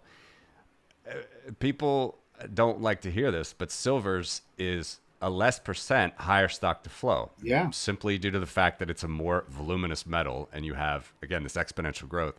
But the exponential growth of silver is something like 1.5%. The stock to flow is something like 70. Right. That's a problem.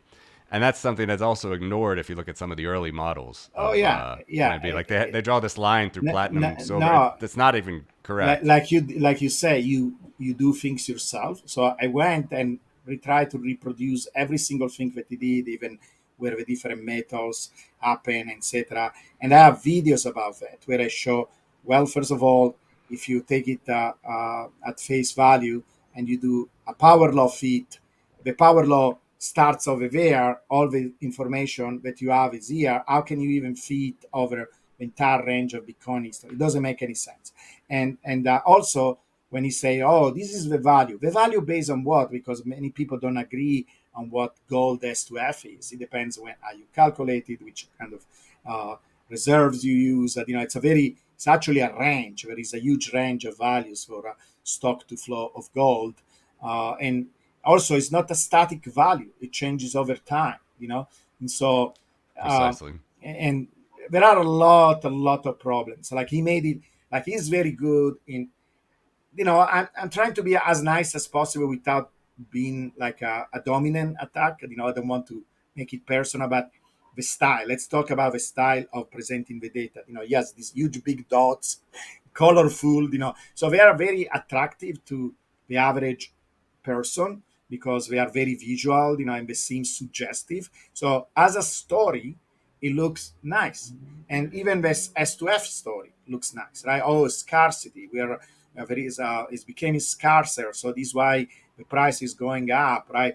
But for example, there is another analyst that talks often about how we are running out of Bitcoin, uh, and I need to follow you more because I think we are aligned in so many things, and I like your way of thinking about stuff. But I don't know if you ever talk about running out of Bitcoin. We are not running out of Bitcoin. It's a liquid market. But there is this analyst that he shows often this graph, right? He shows this graph. This graph, I don't know if you ever show this graph to your audience, but this graph is very misleading. So basically, No, but I have seen this. Yeah. is showing this quantity called liquid supply that is kind of a very ill-defined. It's almost like S2F. Basically, we are saying there are a lot of people holding on their Bitcoin. They define as illiquid any wallet that doesn't sell within a certain amount of time more than 20%. How can you say that it is liquid if it sells some? It should be like they don't sell any for. And then even your time scale, why you're choosing 3 years or 2 years, it's arbitrary. But even if you I presume it's the UTXOs that haven't moved in more than a year. more I than a year, presume. but they are saying 20% actually of it, Oh, something okay. like that. But it's some measure of, let's say, illiquidity, right? And then we say this quantity is growing in time. All right, depends on your definition. And then the supply is also growing, but at a certain point, basically, there is this guy. His name is the rational root. And again, I'm not trying to pick on him and say that. Just showing this as a way of thinking incorrectly about Bitcoin because it should be all supported by data. And you're saying, but this is data. Well, okay, what are the consequences of this data? Okay, this is fine. You're showing something that you define internally. Maybe it's meaningful, maybe it's not, right? But then it says, well, because we are growing and we are growing at different rate, and at a certain point, the illiquid supply was decreasing because the supply was growing faster than the liquid supply. But now, about 4 years ago, there was some kind of inflection point where basically the illiquid supply seems to catch up relatively to the supply, right? So you basically is making a big deal of this because if you extend this in time and you're projecting in the future, it looks like basically the liquid supply is catching up to the supply. So basically there is the difference between these two things. You can call it the available supply, right? How much coins there are for transaction. And we saw that the volume of transaction before is actually constant. It doesn't follow this thing. But okay, right? Even if you take it at face value, say this is what is left, right? The pink orange area is basically the available supply, right? Nobody ever show if that quantity actually correlates with price. I did. It doesn't. No correlation. And this is since the inflection point, so 4 years ago. So nothing happened. Yes, this quantity available supply is becoming smaller, but has no impact on price. So my invitation to people is always to ask these questions. If you come up with a quantity that is really supposed to represent, or being used to make a prediction of how price is going to behave, does it correlate? Does it really correlate? Not fake correlation like S2F, That's interesting. but is there a real correlation, right? That is causative, and it's not. There is not, And so they never show these. So right now, I never found. In fact, I have this challenge for any analyst, any Bitcoin analyst, bring me a quantity that has to do with scarcity that is correlated with the price. And many people get upset about that because we give so much value to, the 21 million. So I'm not arguing about the 21 million cap being a Being good idea. important. It's a fantastic Yeah. idea because it doesn't allow for a third party to come in and dilute our investment. That is the purpose of that 21 million fixed cap. It's avoiding like a government or some kind of central authority to dilute, right, by printing more and more coins. But directly, it doesn't have an impact on price. Indirectly, maybe because it's part of a value proposition, yes. But as a quantity that correlates with price, I couldn't find even once some analyst showing something that is really connected with some kind of understanding of scarcity that also correlates with price. Why? Because we already show what drives price is adoption. And that adoption, we want more and more people to adopt it. So we want more liquidity, we want more activity on the network. And that is really what drives the price. It's a completely different mechanics. It doesn't work like a normal asset. It doesn't respond to the laws of demand and supply. It works in a different way. This is great. I'm flying to your country early tomorrow morning, Fantastic. and my family. I gotta put my daughter to bed here, and it's Absolutely. it's gonna be a little bit late. But we should do this again. I think this Yes. is very good, and it's good to drill down further and further on. Yes. We can do on how the power updates law and works. other things like that. Yeah, will be And interesting. versus exponential as well. It's very Yeah, I interesting to love hear how your you thoughts. explain that all the time. You do a great service. So thank you so much to be a power law support, because in the end it doesn't really matter who came up with it and whose idea it is. It's all about understanding Bitcoin. This is also why about this S2F thing or scarcity. If understanding Bitcoin in that way helped us to understand Bitcoin, then I am all for it. It's all about understanding Bitcoin. And if one day Bitcoin becomes exponential, it does something else, then as we want to know, right? You will be the Yeah. first one that you want to know. I will be the first one I want to know. And these tools and this way of looking at the data, it's the best way, because when we will know, oh, something is changed, something is different. And we all learn from Bitcoin. I want to learn from Bitcoin. I think there is really wisdom and intelligence in Bitcoin. And if Bitcoin does something else, well, okay, let's understand it. Let's see what it's doing. Let's try to learn from it. But right now, for sure, it doesn't connect with anything that has to do with scarcity. It's all about a message of abundance, of more and more people joining in and going through a very precise mathematical pattern that has also a lot of wonderful consequences, stability, anti-fragility, and so on. So thank you to be one of the people that points this all the time, that Bitcoin is so different from anything else. Well, thank you for the nice words, and yeah, I appreciate your work. It's as I said, it's very, very legendary, the godfather of the power law. So it's appreciate that. Thank and, you. Listen, as we close it, where can our listeners, viewers find out more about where you are? Yeah, so we have a site. It's called, and if you can link it in your video, I will appreciate it. It's called Bit Poseidon, Absolutely. like BIT, and then Poseidon, like the god.com. That is, I'm trying to make that site as a hub for everything related to Bitcoin. We have indicators that, for trading view that I develop that people can explore and see if they are useful to them. We are going to have classes about Bitcoin power law, like free lectures that people can follow. We have, the theory explained. There is a newsletter so people can sign up. And again, the newsletter is free, where I discuss different topics, liquidity. I want to learn more from you, because you know a lot of things about these markets and the macro level. And I'm going to watch more of your videos, but then sometime we can have a more discussion about micro stuff, because you are very good with that kind of stuff. Wonderful Well, explanations. thank you very much. I really appreciate the good Yeah, so words. And that is the yeah, best place, and then you will also find a link to my X. So come and follow me on my X, and so on. And we have a very active YouTube channel, but again, all the links are on that site. So that site is kind of a point of reference where you can find everything. We have these beautiful videos that my son in Estonia did, explaining the power law and why we find power laws everywhere in nature. So it's very well done, high production videos that I will suggest everybody to watch if whenever you have time. So please go to our website, subscribe for the newsletter, and follow me on X.